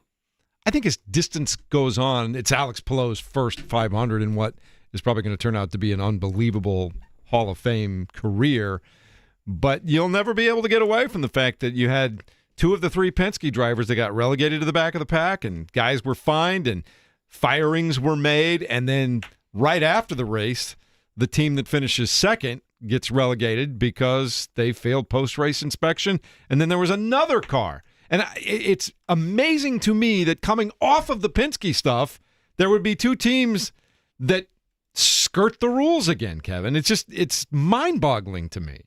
Yeah, I think that's honestly largely how it'll be remembered. I think if you were someone that attends races on a yearly basis, I mean, the coldest race since 92 will probably be a memory. Obviously, we had the delay there for the first half hour. I know we talked a lot about this yesterday, but I also realize a lot of people are not listening to our show the day after the race at 8:49 in the morning. So I guess just kind of go back over a couple things yesterday. We've been so fortunate to have some unbelievably entertaining lap 198, 99, 200s in recent Indy 500s. I mean, it's insane, the finishes we had over the last 10 years or so. This ending just felt muted. You know, I mentioned it to you guys yesterday. When Palou passes Ericsson on lap 186, that was our final pass in the top five the rest of the race. Mm-hmm. Like, it felt like the Super Bowl ending with a team running out the clock. It was a weird circumstance. Or a free throw game in basketball. Or, Rory McIlroy in the Masters not having the dramatic, 17th, 18th playoff hole. Just, kind of making some steady pars. I mean, nothing against Alex Palou. I mean, it was a hell of a pass he had on Ericsson. And, he shared with Jake yesterday, like, I learned from Elio and that duel from a few years ago when, hey, lap traffic is coming. You might only get one chance, and you better do it. And Ericsson said, hey, I was caught off guard by it, happening as early as he did. So all credit to Alex Palou, but, for those that are purely in it for the entertainment and the drama late race, it was just muted. It was just, I want racing until lap 200, and you could make the argument for the top five of that race, some of the quietest actual racing of the entire day occurred from lap 190 to 200. It was just kind of a crazy circumstance, though. You had those two cars that were on the verge of being lapped, but yet they were still keeping pace for the most part. Right. I know why it happened, but it's just weird. You know what this sounds like? It sounds like when we talk about the NCAA tournament, and it's like we want the crazy finishes every single game. And part of that, maybe it's... And we've gotten used to that, I guess is what I'm saying. Yeah, I was going to say, maybe... Newgard in the last few years. Right. Yeah. I was like, part of that might be that we've had it so good, and maybe that's why it makes it so good, is we know it's, something that you can't necessarily manufacture. It kind of has to happen organically. It didn't happen this year, but obviously, Alex Palou will not feel any differently about winning it. The craziest stuff happened in the pits. It didn't happen on the track. It was the stuff that in the pits. That was probably the wildest pit area I've ever seen in my years of watching the Indy 500. Brakes people not working, slammed into, all kinds of wild stuff. I mean, even just getting out of the pit lane. I mean, there's a couple of times where he had some close calls there where I'm like, man, is some more cars going to get knocked out of this? You can make the case the wildest moment of the entire day was on the parade lap. Oh, Scott McLaughlin was crashing, warming up his tires. I mean, you didn't even get the green flag. Talk about something that hasn't happened since 1992. So, it's unfortunate. I mean, obviously the TV rating, and I will give that a huge credit to Fox. They have gone all in on the marketing. For those unfamiliar, Eric Shanks, Fox CEO, is an Indiana native, actually a huge fan of the Indy 500 growing up, and he has put in a ton of prime marketing spots for IndyCar and for the Indy 500. I know IndyCar maybe hasn't felt it outside of this race just yet, but that's why you bring Brady. That's why you bring Gronk. That's why you bring Strahan, and you have them talk. Strahan probably the most talks about it on all the platforms that he's on, so you draw eyes. Because, Jeff, you're a veteran in this industry enough. A delayed sporting event that lacks a great ending is not supposed to draw great TV ratings. It's trouble. So why did this one draw that? Yes, the blackout, I think, contributed to it, lifting that, but also because I think Fox went above and beyond in their marketing efforts there throughout not only just the month of May, but, I mean, go back to the Super Bowl. There were 3 different Super Bowl ads of, Pato, and you're Newgarden, promoting and that to Palou. 130 million people at that point in time here in the United States. They did that. They got big names out there. And look, whether you like them, agree with them, whatever, we all, I think, like Tony Stewart in this market, at least most of us do. And Danica Patrick is certainly a big name for people outside the market. I thought that Fox threw everything they could into that broadcast, dating all the way back to those spots in the Super Bowl and the continuous promotion even leading up to the Indy 500. And to your point, to have an Indiana native say, there's this amazing event that goes on every year that people know about. Everybody, you know about the Indy 500 your whole life. Everybody knows about it, but how do we draw as many eyes to a place that has 350,000 or even 300,000 on an off year or more? How do we get the rest of the country involved in that? And I think they did a great job. There are still people who didn't like exactly the broadcast that they had, and that'll probably grow and change and be tweaked over the course of time. But, I had shouted out Alex Palou on social media the other day, and I'm not using that much social media in the last couple of years, but I wanted to say, give some attention to that. And one guy wrote back like, who was that? Nobody knows who that is. I said, well, you might ask the 350,000 people in attendance, and now I could probably go back if I wanted to and say, and the 8.5 million that were watching at the very end of the race too. So people got their 30 seconds of the Indianapolis 500. Will they come back is the question. Justin tweeted at us this: if you go back and watch the rebroadcast with 5 to go, the flag stand brought out the blue flag, which, if I'm not mistaken, I believe the blue flag is you need to move over. I believe that's what that indicates there, because you're going to, I should probably know, I believe it's a faster car is attempting to pass you and you need to move over. He goes, nothing happened. He goes, personally think race control should have sent those guys to the end of the field, but kept them on the lead lap. Again, this is a little bit of a debate that we got into yesterday. I half jokingly, half seriously said, hey, could we got a moisture yellow there with about, 190, 195. Now, again, Palou was on with Jake yesterday. I'm sure Jake will probably re-air that today for those that missed it. It seemed like, Palou was obviously very content once he passed Erickson to sit there behind those two. It seemed like Louis Foster and Devlin DeFrancesco were going fast enough. It's not like they were, and Justin points out, it's not like they were 3 or 4 laps down where you would see that, or I just think the general courtesy of the series, you would move over. So I don't, it seemed like they were keeping good enough pace. And this gets into a conversation we have with Ed Carpenter on Friday. Remember when Ed joined us at Carb Day? I said to Ed, and it was kind of an elementary question for me, but, I'm not some gearhead. When you say the cooler temps create better racing, like why? What do you mean by that? And he basically said you lose the tires less, and so it just kind of compacts the field a little bit more. Typically, if you have the 17th or 18th, car, that leader or the guy in second is going to pass them very easily in a 80-degree day or an 85-degree day. But I think that contributed to some of it. So I guess to say all of this, Justin, ask Palou, and I don't know, he might be a little bit more torn, or maybe ask Marcus Erickson. I don't know, maybe Erickson after cheating is probably not the best way to put it. I was going to say he might not be wanting to talk right now. I don't know. Pato, he certainly is never one to hold back. Maybe he felt like they should have gone to the back of the field, but I don't think that's as egregious as it looked. Yeah. We'll talk more about that coming up in the next hour. We'll talk about Game 4 tonight, Gainbridge Fieldhouse, Pacers, Knicks. It's next on 93.5 and 107.5 The Fan. And stay tuned if you want to win some Indy 11 tickets as well. We'll tell you about that in a few minutes.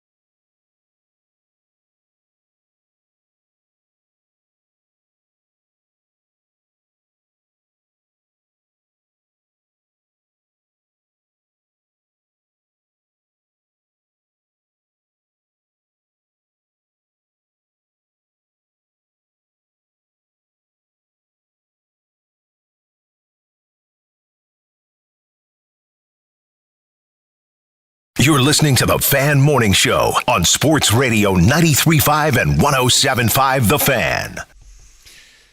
It's another game day here at 93.5 and 107.5 The Fan. Game 4 of the Eastern Conference Finals. The Indiana Pacers trying to bounce back from that tough fourth quarter the other night where they let the Knicks back in the series. It's 2-1. Last I checked, it's now a 2-point differential. Mark, what's the last thing you've seen Pacers favored by 2 going into this game tonight? That was the last I saw. I'll see if it's updated since this morning. But didn't we start the morning at 2.5? That's what it's been. It's so I don't know if it's moved at all. on ESPN Bet. Okay. All good. And we had the chance to hear from Rick Carlisle about an hour ago on things that he has observed and wants to see and how things are going. And what was your biggest takeaway from that, KB? Yeah, pace ball movement. Certainly were a couple offensive items that he pointed to. No real concrete update on Aaron Nesmith. It's not just Nesmith playing, probably we should add. I mean, you're asking a lot out of Aaron Nesmith on the floor. I mean, you're asking him. Because of how he plays. Right. I mean, this is not a dude that half-asses it. I mean, this is not a... stand in the corner and just shoot? I'm trying to think like that or like maybe more of like a plotting big man. It's just kind of like, hey, throw it to him in the post. And, obviously footwork's key. But the lateral movement of Nesmith... No, it's huge. ...is huge. So, if he is not at 100%... And let's be honest, when you watch Aaron Nesmith's reaction, when that play happened, you watch him get help to the bench, you watch him get help to the locker room... Guys, if that was December 12th, we're not seeing Aaron Nesmith for at least a week. Right. So all of that, adds to how effective he's going to be tonight. And the line is slightly moved to 2 now. Okay. So Rick said that he was pretty sore yesterday. So wait and see what happens today. But that doesn't sound good. No. But at the same time, there's a lot of time between yesterday and today as far as round-the-clock treatment. So we'll see how that shakes out. But just putting the jersey on, I mean, like, while commendable and all that, I got to watch how effective you are. You're already giving up on Willis Reed, Aaron Nesmith? Yeah, I don't.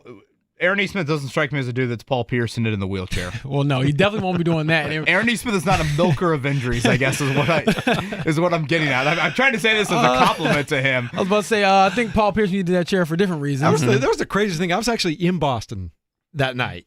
And you would have thought when they take him off in a wheelchair. He's done. And like 15 minutes later, he comes jogging back out onto the floor. Yeah. That place, the roof came off of it. And, there may have been some performative action going on that night. That's all I'm saying. It adds to the theater. But going back to takeaways from Rick Carlisle's conversation with us this morning, I think one of my biggest ones, besides the Aaron Nesmith update, non-update, they weren't random enough on offense. And I found that fascinating that he talked about it like that. Like, their offense, when it's clicking and flowing, involves a lot of ball movement and sort of reading and reacting versus set plays. And Rick talked about it with some of the conceptual stuff stays the same, but they did get very stagnant and non-Pacer basketball-like with one-on-ones, ISOs, and I guess my mind goes here. How much of that was, we know Jalen Brunson has 4 fouls or 5 fouls, and we're trying to hunt him. And is that a bad approach? Like, what's the balance there? I kind of want to just push back a little and be like, man, if this dude has 4 fouls, I get you want to be random. Yeah, I think it's a very tough balance. But, man, like, go hibachi him, as I say. Mm-hmm. Yeah. Well, force him to defend if nothing else, even if you're not necessarily, maybe. If he doesn't foul, you get a free shot. If he does foul, he's out the game. Because I thought they did that in overtime of game 1. Did he have 5 at that point? I believe so. But every single play down, it was like fine Brunson. It seemed like in overtime, they literally either hunted him directly or their ball movement, which started because they were hunting him, led to, Toppin had the dunk. Yeah. They got great ball movement. I think Nembhard had a layup at the rim. So, but, this is our first time really all playoff long that we're talking about from an Indiana standpoint. And injury. That's the only real area I've paused in, because we're talking about a Pacers team that shot it horribly and didn't move the ball enough. Well, what do the Pacers do?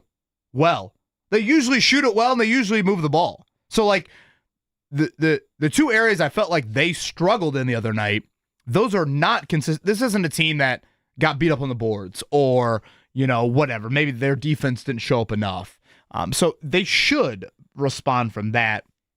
The Nesmith injury does throw a little bit more of a pause. But, again, they haven't lost 2 straight at home in 2025, and it's nearly halfway through 2025. So I think that gives you a little bit of optimism. Yeah, the other thing is just every second counts, too. I know I talked about this the other day, and I know some people dismiss it, but I've also talked to enough coaches and players over the year. It drives them nuts sometimes. We talk about ending the half, ending the quarter. And the other night when the Pacers still kind of had their foot on the necks of the Knicks, at the very end of that first half, five or 6 points the Knicks were able to score in the last 30 seconds there and kind of get that to a 13-point game. But more than anything, they go into the locker room going, okay, we're good. We're good. We got some work to do, but we're okay now. Absolutely. If they go into that halftime down 18 or 20, all you have to do if you're the Pacers, come out and go on maybe an 8-2 run to start the third quarter, and we might be talking about a completely different game here. Absolutely. We talked about the 20-point leads being such a theme throughout these playoffs and whether they're, a big deal, not a big deal. Obviously, math is simple. 30-point leads are better, and you haven't seen teams come back from 30. So I think that 20-point range is always interesting because, to your point, Jeff, they ended it, I believe, push it to 20, cut it to 13. That you feel like is manageable. If you're down 20, and to your point, Jeff, and these teams go out there and you don't start the second half very well, you're done. And I thought that they were on the brink of kind of delivering that knockout blow. Yeah, they actually started the second half pretty well. Right, but because they didn't end the first half with the same type of energy, I just thought that because they never pushed it back up to 20. They pushed it to 16, I believe, in the second half. Never got back up to 20. So with 3 minutes and 20 seconds to go, they had that 20-point lead at 55-35. And then they had a 17-point lead with 1:36 to go. After that, they actually had an 18-point lead with 1:36 to go because of some free throws there by Nembhard. Then Josh Hart made a little hook shot, and then that three from Mikal Bridges, so a 5-0 run at the very end there that cut it to 13 and kind of gave them some life. Joe said Paul Pierce pooped his pants. Well, that's what Paul Pierce said. Have you not heard that story? Yeah, Paul Pierce said that himself on his own podcast. All I know is you go out on a wheelchair and you run back out onto the floor 10 or 15 minutes later. I don't think he pooped his pants. I think he was just saying that for his podcast purposes. I think I respect that. But I don't. Lamar Jackson was running into the locker room that one time, too. He was doing the same thing. Did you see Shaq had to leave the set at TNT earlier this month because he said now, he confessed that first time, he said, hey, I just had to go to the bathroom real quick. And now he's confessing that, yes, he did have to go for those reasons in that particular instance. So I guess it happens. Connor Daly told quite the story last night about what he was going with in his Mark, car. Play this audio. Yeah. You got this clip last night, Victory Banquet. I have not heard this. So Alan Bestwick, Lindsey Zarniak. By the way, I thought Doug Bowles gave, I don't want to call it like an impassioned speech at the start of the banquet, but I did appreciate Doug Bowles' candor to start off the banquet last night. And, shout out to Kyle Larson for coming back for the banquet. And I always enjoy hearing from the drivers after the race. But yes, Connor Daly did have a pretty funny bit from it last night. Yeah, give me 1 second. It just disappeared on me. Hold on. All right. Maybe you got to run out of the studio real quick. I don't know. No, I don't. All right. All right, here we go. We got it. But I want to thank my mechanics specifically because there's been a lot of talk tonight, and I saw on the internet as well, a lot of toilet talk and maybe some using of the bathroom, and because we had to wait a long time before the race, right? Never in my life have I urinated in my race car until Sunday. I was sitting on the grid, and I was like, this is the best car I've ever been in my whole life. Like, I'm going to have to pee in this thing. I kid you not. Oh, God. I legitimately urinated in my race car before the race even started. Before the race even started. People asked me, like, when did you do it? I was like, we didn't even start. We sat in there for 30 minutes. Was it because you had to go, or was it excitement? No, I had to go really bad. It was, I don't know if it's the diabetes or I'm just getting older, but Elio should know he's like halfway to 100. I don't know if that happens to him a lot. But Elio? Man, I don't know. Maybe it is getting older, but I literally did the entire race sitting in my own pee. So that's a tough one. I felt like we're in a trust tree here. We don't have to show that on Fox. I'm the guessing. CIA couldn't get that information out of me. No, I'm taking that. He's one of us. I'm taking that. Who was one of us? One of you, not me. I'm also not thinking us. 350,000. We're thinking, how do we time the pee up? When are we going to actually start this race here? So I respect that from Connor Daly. I'm also thinking he was probably told after the race, you're doing your own laundry today. I was like, shout out to the dry cleaner that had to deal with that situation. Well, honestly, that's probably one way not to get your car inspected. Maybe Marcus Harrison, Kyle Kirkwood, and Callum Eylash should have followed that. The term leaking fluid has different meaning. Yes. Now, I think we've seen it on sidelines in the NFL crazy. before. We've had players holding up towels and things for other players. That's what the blue tent is sideline. really for. Now they have the blue tent, but before the blue tent, remember, occasionally you would see long towels and like 4 players surrounding a guy, and it was, he's making an equipment adjustment or something like that. Come to find out later that nature takes its course sometimes, James. Why can't they just put a porta potty on the sideline of an NFL stadium? Like, I'm asking for real. Why don't they just Honestly, put one there? it's probably because the NFL's like, optically, we cannot have a porta potty on our. I mean, they would put it if they could put like a Bet MGM sign on the side of it. How long is this running back been in there?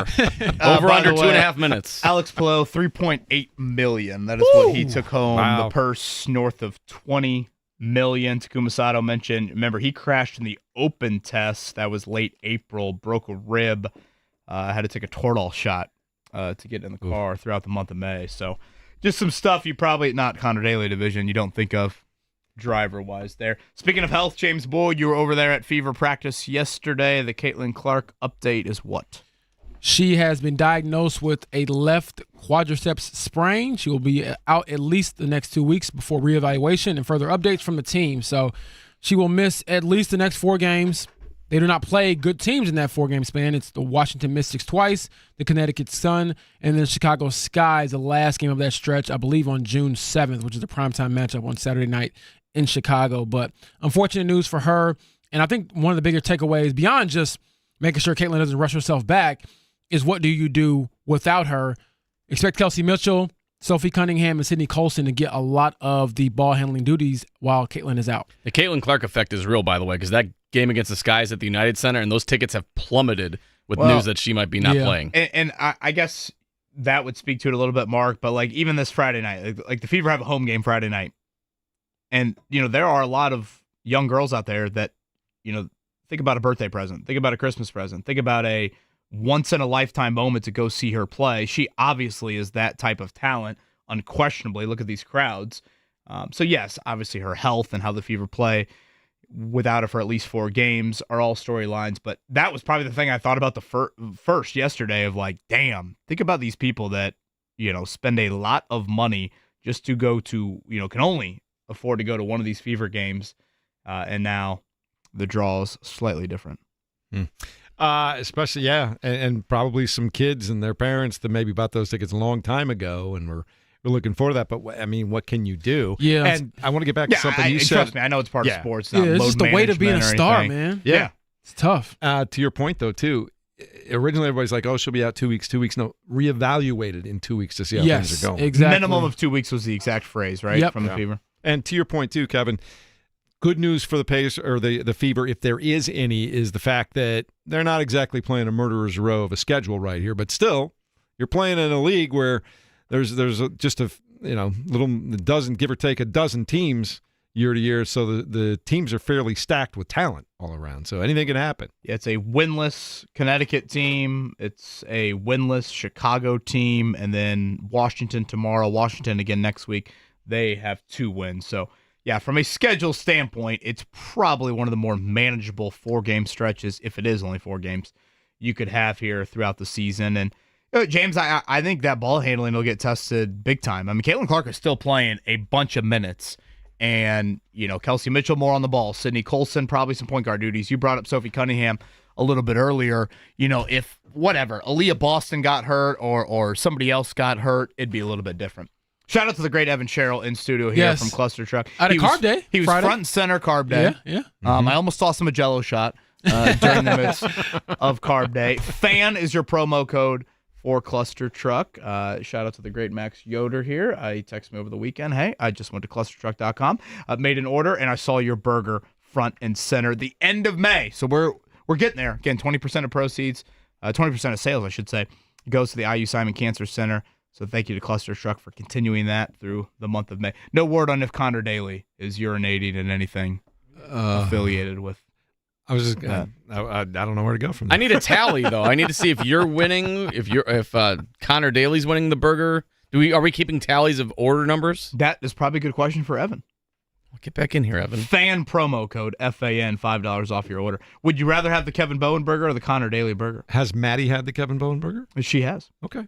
She's a fan. I'm a team player. I'm rocking with my dog. Yeah. Kevin Bowen burger is outstanding. Thank you, James. So we got Boyd. it. Yeah. I mean, to be fair, Connor Daly peeing in the car. I've taken my shirt off. Mark, that's probably some disgusting acts from each end of You've it. taken your shirt off a lot I know. in the last few months. Usually when I'm gone, so feel free to go buck wild. I'm gonna next take week. mine off in solidarity. I haven't worn the Plot Rickens shirt here in a while. I might need to bring that back out. Maybe tonight's a good night for that. It could be a good night. A little chillier, Game right, 4, today? right? Were you into the Yes Sirs T-shirts the other night? I thought it had something to do with Zoom. Baby. Yeah, I like those, but I've heard people. Why didn't they go checkered out the night of the race? I am confused by that. I know that Like we talked about alternating. Yeah, the I know Thunder this- did that the other night where they did, I think it was blue and white. Yeah, It looked awesome. it did. I just assumed they'd go. I Maybe. guess you go gold and white, right? Yeah, I thought that would have been a good look. Should we blame the go loss on gold that? and blue too, if you wanted to. Gold and blue, yeah. That's right. But the other night, it was funny. You and I were there before John the game. Halliburton ripping the bars There you out. go. Will Oh, that Lord be the have shirt mercy. tonight? We were there the other night. They were shaming people to put on their yellow T-shirts before the game the other night.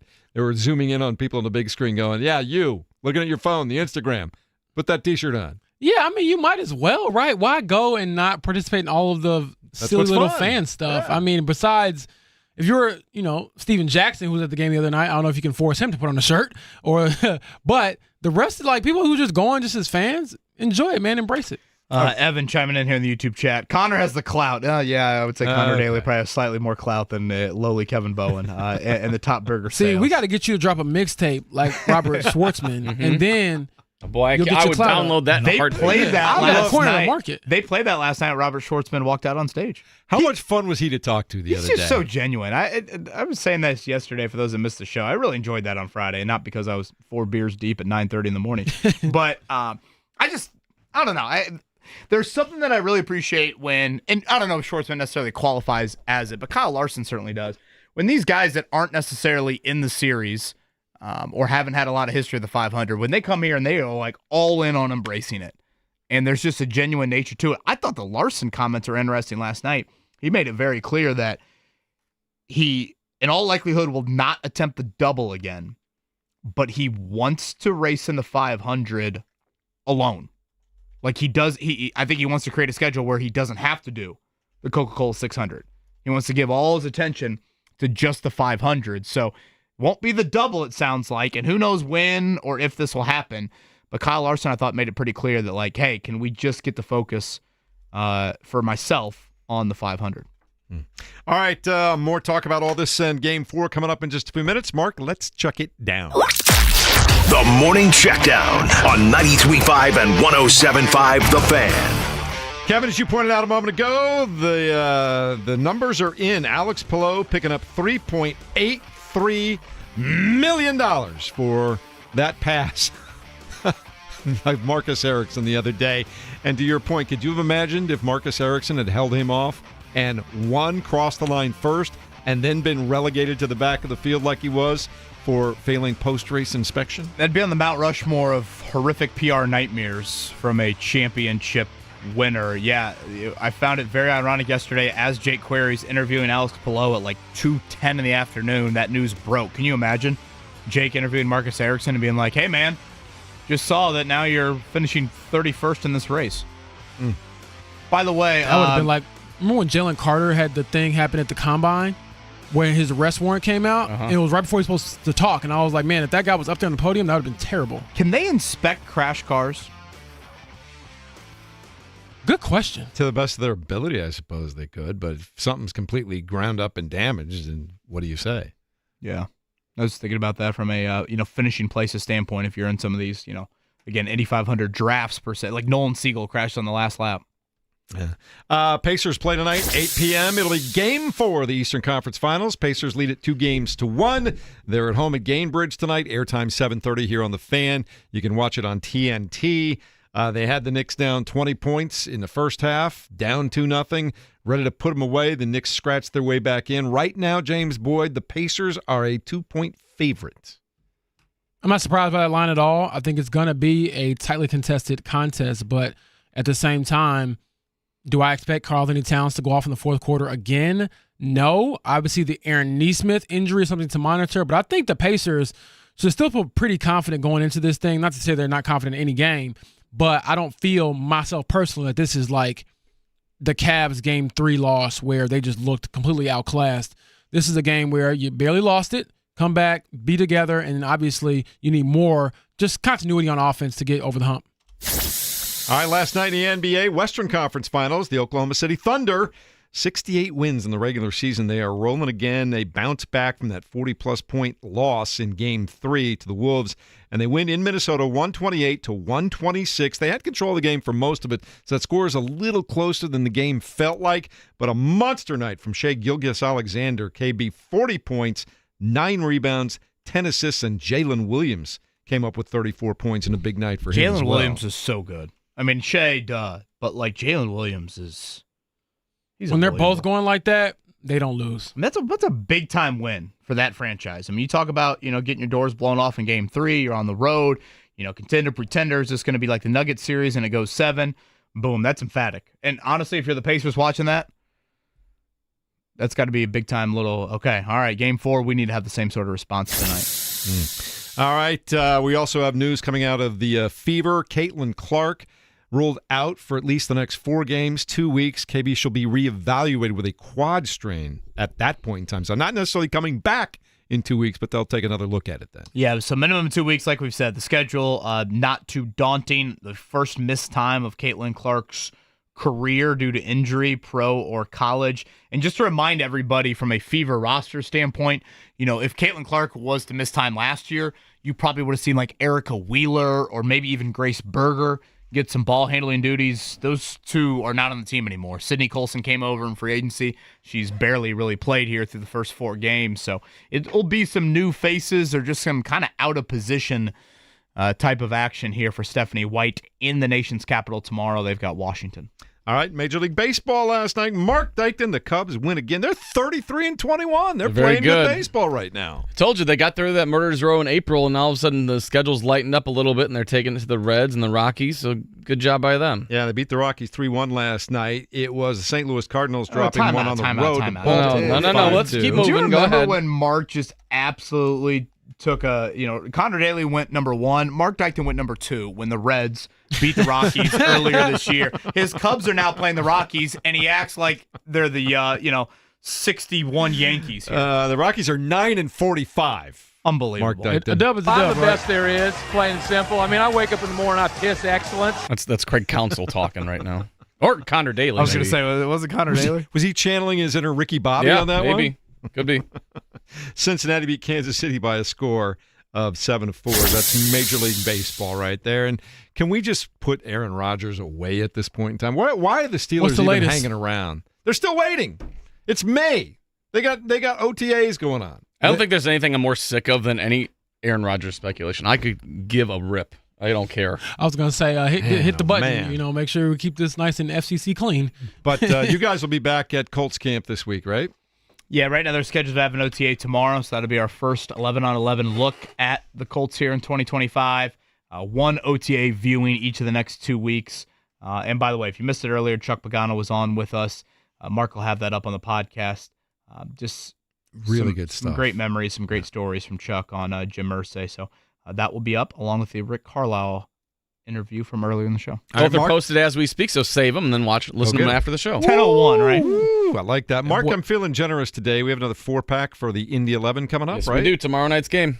All right. Give me a call right now. What number of line do you want to hear from, James? Nice. Oh, 1. Keep it quick and simple, fast. Thank you. Fast fingers. You're in a hurry today. You got somewhere Not to in go a hurry, right but after I'm the just show? making sure, hey, man, we reward those who listen and listen intently. All right, 239-1070, family 4-pack to see the Indy 11 tomorrow night. It's right here, right now.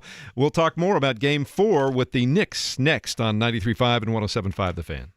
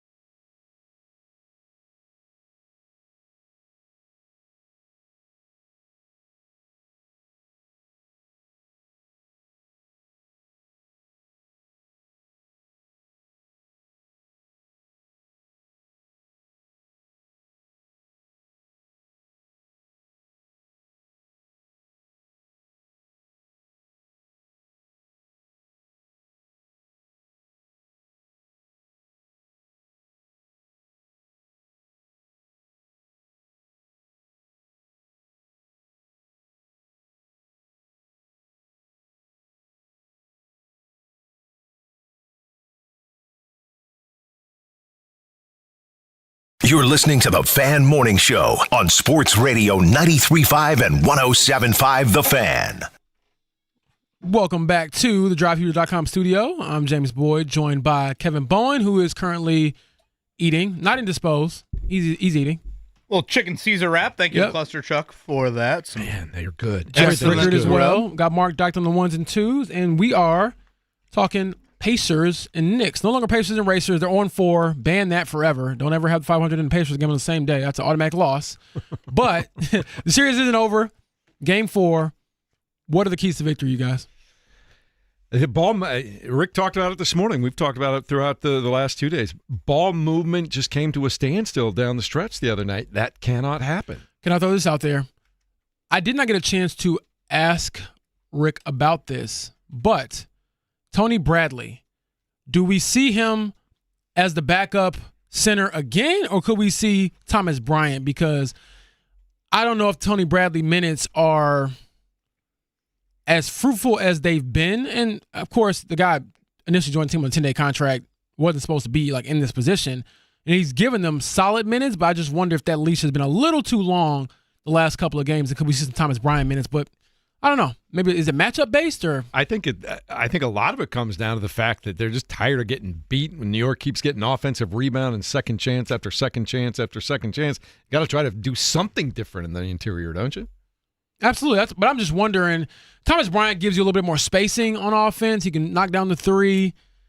Again, I'm getting into the weeds here, but I mean every little marginal thing matters when you're going up against a team that is right there and has been right there in a couple of these games. I know the Pacers are up 2-1, but the Knicks could easily look at this series and say, well, we should be up 3-0, depending on how some of these late game situations go. So, again, marginal changes. I'm curious to see how that obviously affects the team. But biggest news will just be monitoring Aaron Nesmith's ankle, his most important ankle in Indianapolis right now. So, 6:30, that's when Carlisle will talk pregame, is that right? Yes, but they're not, forced to tell us. Yeah, he might throw the game-time decisions still then. And so, starting lineups, I guess, Nesmith obviously is a starter, so you would get an indication around 7:30 or so what that looks like for tonight. As we've talked all morning long too, I would assume that would mean Ben Shepherd. I mean, just listen to Rick Carlisle talk about Ben Shepherd and Ben McMatherin today. I think if you go back and you listen to that, you'll hear more of why he's opted for Shepherd in more critical moments than Matherin in this series. And I think if people have listened to Rick with us over the last couple of years, they're not too surprised. Yes, Matherin is certainly very talented and can score at a high level in the NBA. But, I mean, Carlisle has always talked about Shepherd in a little bit of a different light than he has a guy like Matherin. And I don't know, maybe that's you want more out of Matherin because you think there's more in there. You're like, dude, you're a top 10 pick for a reason. Whereas Shepherd is, I don't want to take this, just be disparaged as a negative term, but he's more of a try-hard guy. Mm-hmm. That's kind of what has earned Shepherd. But he's a reliable try-hard guy, too. That's the other thing. There isn't a lot of up and down. Yes, he's consistent. Right. That is the number one reason why I think Rick Carlisle likes him. He's consistent. And that, to me, is what holds Benedict Matherin back. You don't know what version you're going to get. Are you going to get the guy who is, at times, just a great downhill scorer, an impactful athletic wing, or are you going to get the guy who isn't thinking a lot and letting the ball just bounce because you don't want to get a backcourt violation? Like, which one are you going to get tonight when your season's on the line? Yeah, I would say this.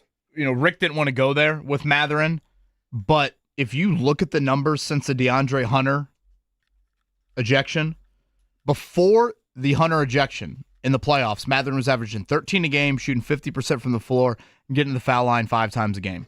Post-ejection, he's averaging 3 points per game, shooting 30% from the floor, and he's only averaging 1 free throw a game. Do you think he's dialed back his aggressiveness since then? That's probably on the long list of things he's not doing well. But clearly, if Matherin was giving you more offensive pop, then I think you could go ahead and live with maybe some of it. Because, the Pacers, and, Sunday was it. I mean, they still lack some offensive pop. Guys, they scored 42 points in the second half. How many times this season have they scored 42 and a half? They've scored 42 a couple times in quarters. In a quarter, right. Yeah. So, if Nesmith is... This is probably the most curious I've been for a Carlisle rotation in quite some time, even if Nesmith is playing. One thing I do like about Rick as a head coach, he's protective of his guys when he comes on and talks to it, or even in doing in press conference and things like that. And I think he was doing that with Matherin a little bit today. But Rick has been around so long. He's so smart and making adjustments and communicating with his players. You got to think that he and Matherin have had a conversation about, hey, you okay? What's going on? What can we do to help? Or what's happening? Or this is what I need from you. You would guess that conversation has happened at some point, wouldn't you? Absolutely, but you also don't have time to necessarily hold hands and things like that. Trying to get to the finals. Well, you're not locked in. There's different levels of conversation too. No, I'm serious. You can have these conversations, but has he not had these conversations all year? Like seriously, has he not had these conversations all year? And so you look at the minutes. You don't necessarily have to. I get the whole we believe in you and we want you to go out there and be successful. We see it with what leash you get, but they need him. 11 minutes. They haven't needed him though. That's the thing. They've been winning without him largely. Could have used him the other night. Yeah, they could use a lot of guys the other night. Could use Aaron Neesmith when he missed part of the game. But they've been winning with bad Matherin since the ejection. Is that not true? No, and I think two things can be true. Matherin was good in the playoffs, right until the Hunter toss. I mean, I think if you look at it, you would point to moments in that Buck series where he was pretty good. The Cleveland series, even before the Hunter ejection. So, he was good and you were winning. He has been bad and you still have won. I mean, I think both of those things are true. Last year, if you want to point to the postseason, he was good. There's a little bit of I don't think Benedict Matherin is the end-all be-all to the Pacers winning this series. We're probably focusing a little bit too much on a guy that's playing 10, 12 minutes off the bench. Now, if Neesmith is out, now we're going to get into a little bit of a different situation where you have to rely on somebody else. Because if Neesmith is out, what's your closing lineup now? Is it Shepard for his defense? Probably. Would you put, McConnell out there I as another ball handler? I don't, does Jarris Walker get his first meaningful clock in a while? All of these things I think are a little bit more on the table. Would, Walker be a guy that you toss on Karl-Anthony Towns for a minute or two? Do you double a little bit with Siakam? I think these are all things that are just a little bit more on the table after the result last night or Sunday night. I think the thing that worries me for the Pacers is if they get into that tight fourth quarter, the last 2 minutes, going back and forth, kind of like we did in Game 3. What's your answer going to be for Karl-Anthony Towns and Jalen Brunson, who both seem to be able to get a bucket when they need to get them right now? Yeah, absolutely. I mean, this time we're in the playoffs because we're all talking about this like we're the second assistant behind the bench or something. We got our clipboards out do this, do that. I'm drawing up plays and Jeff's saying, no, let's slow it down. It's no one size fits all. And I guess that's why you appreciate guys like Rick Carlisle, because I think what gets lost in this conversation a lot sometimes is we talk about the players and what they should do. To give Rick Carlisle his flowers a bit, they've adjusted pretty well to pretty much anything throughout the playoffs so far. He's been great. But I do this as a writer. Whenever the game is over, you immediately go to the player and say, this person did this. And obviously the players deserve a ton of credit because they go out there and actually play. But I think Rick Carlisle has managed a lot of the ego stuff. Not saying they have an ego problem, but egos, roles, minutes.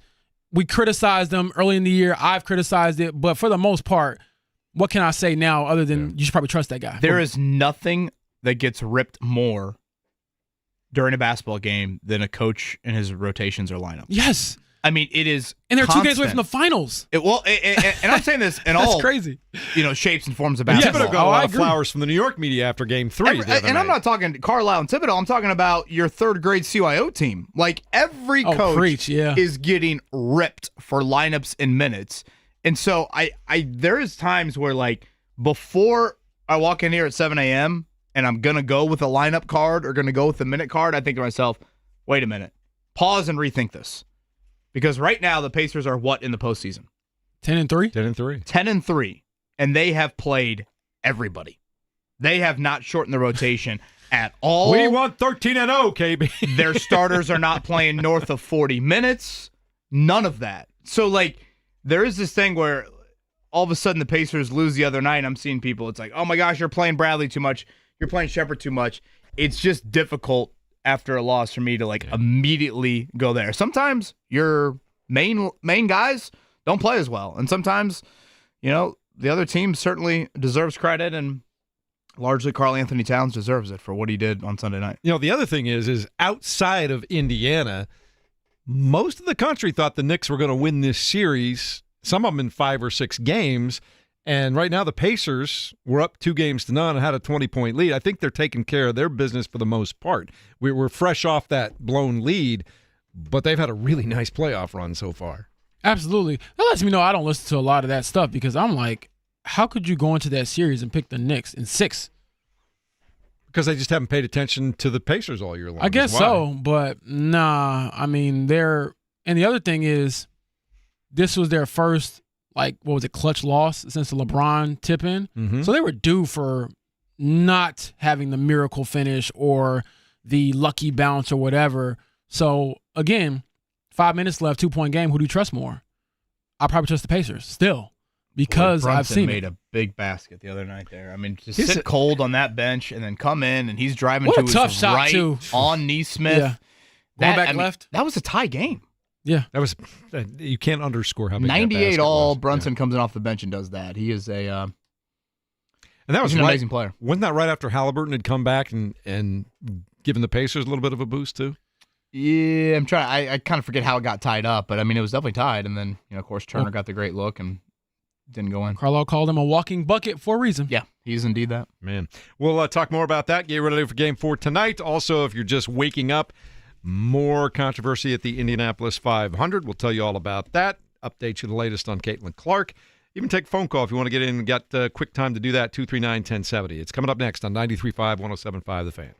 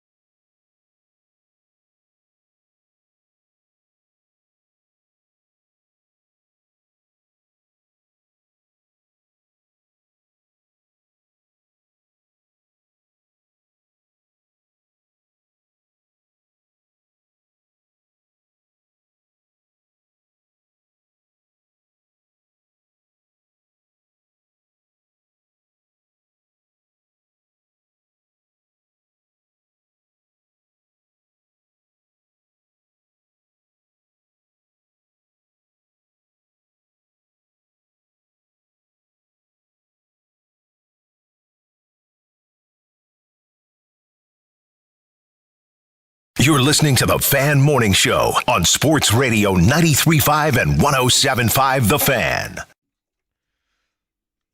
I love the fact that JMV is going to restore order for everybody after all the happenings in the last 36 hours here. Is that possible?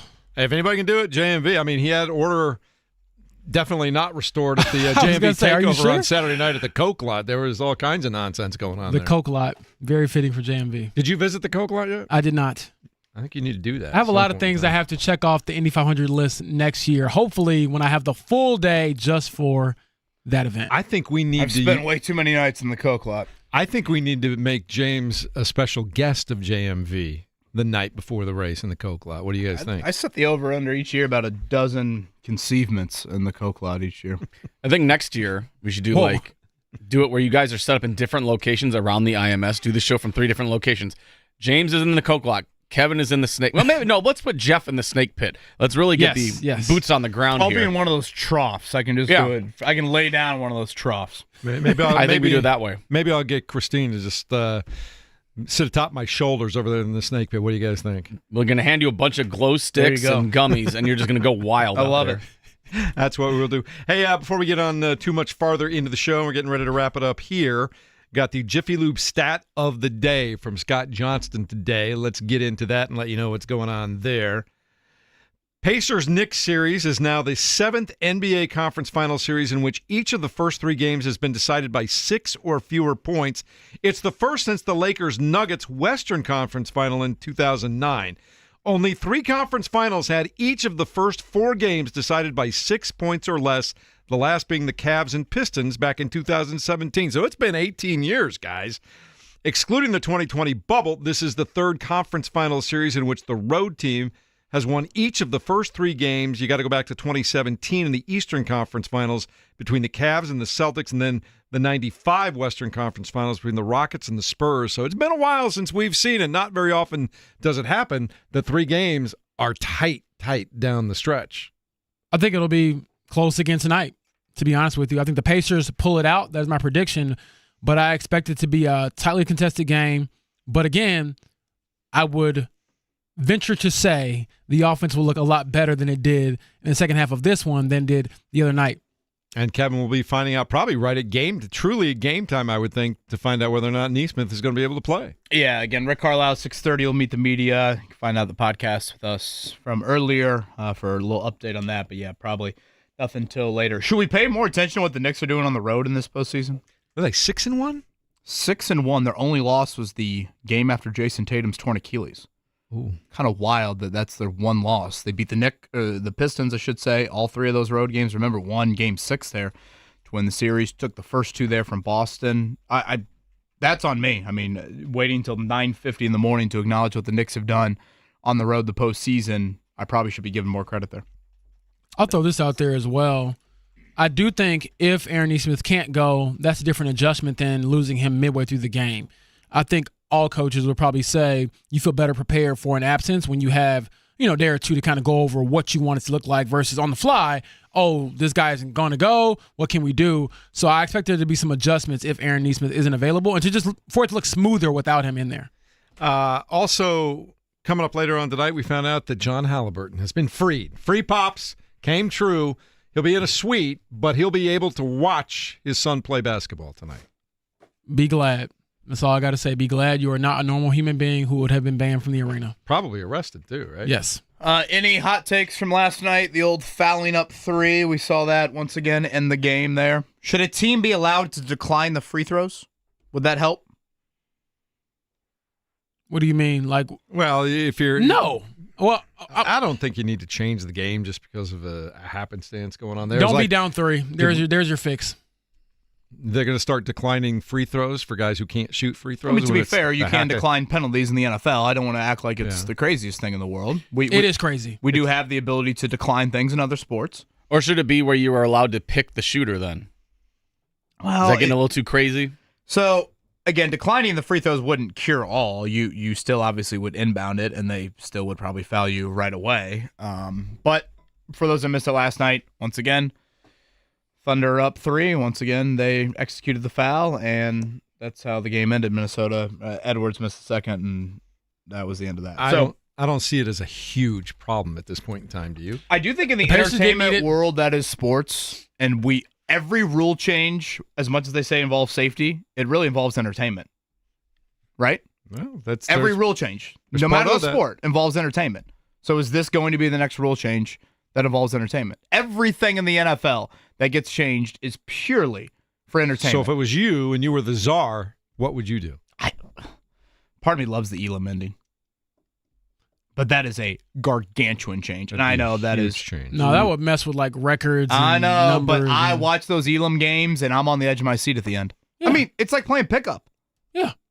So go play pickup. How This is hard the is pros. that? How hard is that final shot? Go back to the All-Star game. When have we had great All-Star finishes? The Elam ending. And basically, you get a target score. Yeah, target score. But again, I know that's a ludicrous thought. So, I'm not a big fan, obviously, of fouling up 3 from an entertainment value. I get why teams do it. It's the right thing to do with the rules that are in place, but it just lacks juice. Lacks juice and lacks energy. If the Pacers want some bulletin board material, Get Up has just picked, and 5 of the 6 analysts have picked the Knicks to win tonight. Well, that's why you don't watch Get Up. I think I saw the Athletic. It was the other way around. I think 5 of the 6 on the Athletic had picked the Pacers to win tonight. All I'm saying is I haven't looked at any of these things. I'm not involved in these picks. I speak for myself. I got the Pacers tonight. One thing that was interesting, Ant Edwards was getting a little bit of criticism last night because he didn't have a huge scoring night or whatever. And I thought his response was a little head-scratching, too. He said, well, it's because I didn't get enough shots to score a lot. You had 5 turnovers and you were that's outplayed by part of the deal, SGA. dude. You didn't play good enough. That's part of the deal is your team has to get you shots, and you've got to get shots without turning the ball over. It is what it is, but all eyes to Cambridge Fieldhouse tonight for Game 4. Looking forward to that. And again, our coverage starts at 7:30 with Pat Boylan, and then the great Mark Boyle will have the play-by-play coming up at 8 o'clock. And I'm still weird that way. I will still sync up the radio call. I'll go kind of back and forth. I do like to hear what the TV guys are saying, but I really like to listen to Mark Boyle describe the action. That's just me. So you're doing that on like a radio app, right? Because there's no way you can catch live radio. No, you call up our app, the 107.5 The Fan app, and you can just generally you can find a way to sync it within a second or so. It's not okay. too bad. Some people are asking, like, that has to be how he's doing it. Because, Yes. Yeah. That's taking advantage of modern technology. There you go. Look at that. So that's where I'm at on that. I had no idea you could do that. And I did that. Shows you where I'm at. Yeah. Such a square, Kevin. I know. Get hip. I actually, obviously I want people to listen to our airwaves, but I think Kevin Harlan, Reggie Miller, and Stan Van Gundy are a great trio. I love listening to those guys. I just love listening to Mark Boyle too. So you don't have to go exclusively one or the other, I guess is my point. So I'll be looking forward to that. And of course, if you're just tuning into the latest on Caitlin Clark, reevaluated in 2 weeks, James Boyd, right? Yes, has a left quad injury. She'll miss at least the next 4 games. And the Fever don't have a crazy schedule in that span, but they do have to kind of tread some water while she's out. I am looking forward to hear what Jake Query has to say later on today about all of the rules violations and relegations and things that took place after the Indy 500. Not even before with the Penske stuff, but what happened after the race as well, where you got Marcus Ericsson getting relegated all the way to the back of the field there. If Ericsson had won, would they have found this? Ooh, that's a good question. Scandal. Coming off the week that they had, can you imagine? That'd have been tough. That would have been tough. Have yourselves a great day. Jay Query comes your way at noon to talk about that. And as we've heard, JMB here to restore order at 3 o'clock, James Boyd. I feel bad for the rest of the world. All right. Have yourselves a great Tuesday. We'll talk to you again bright and early in the morning.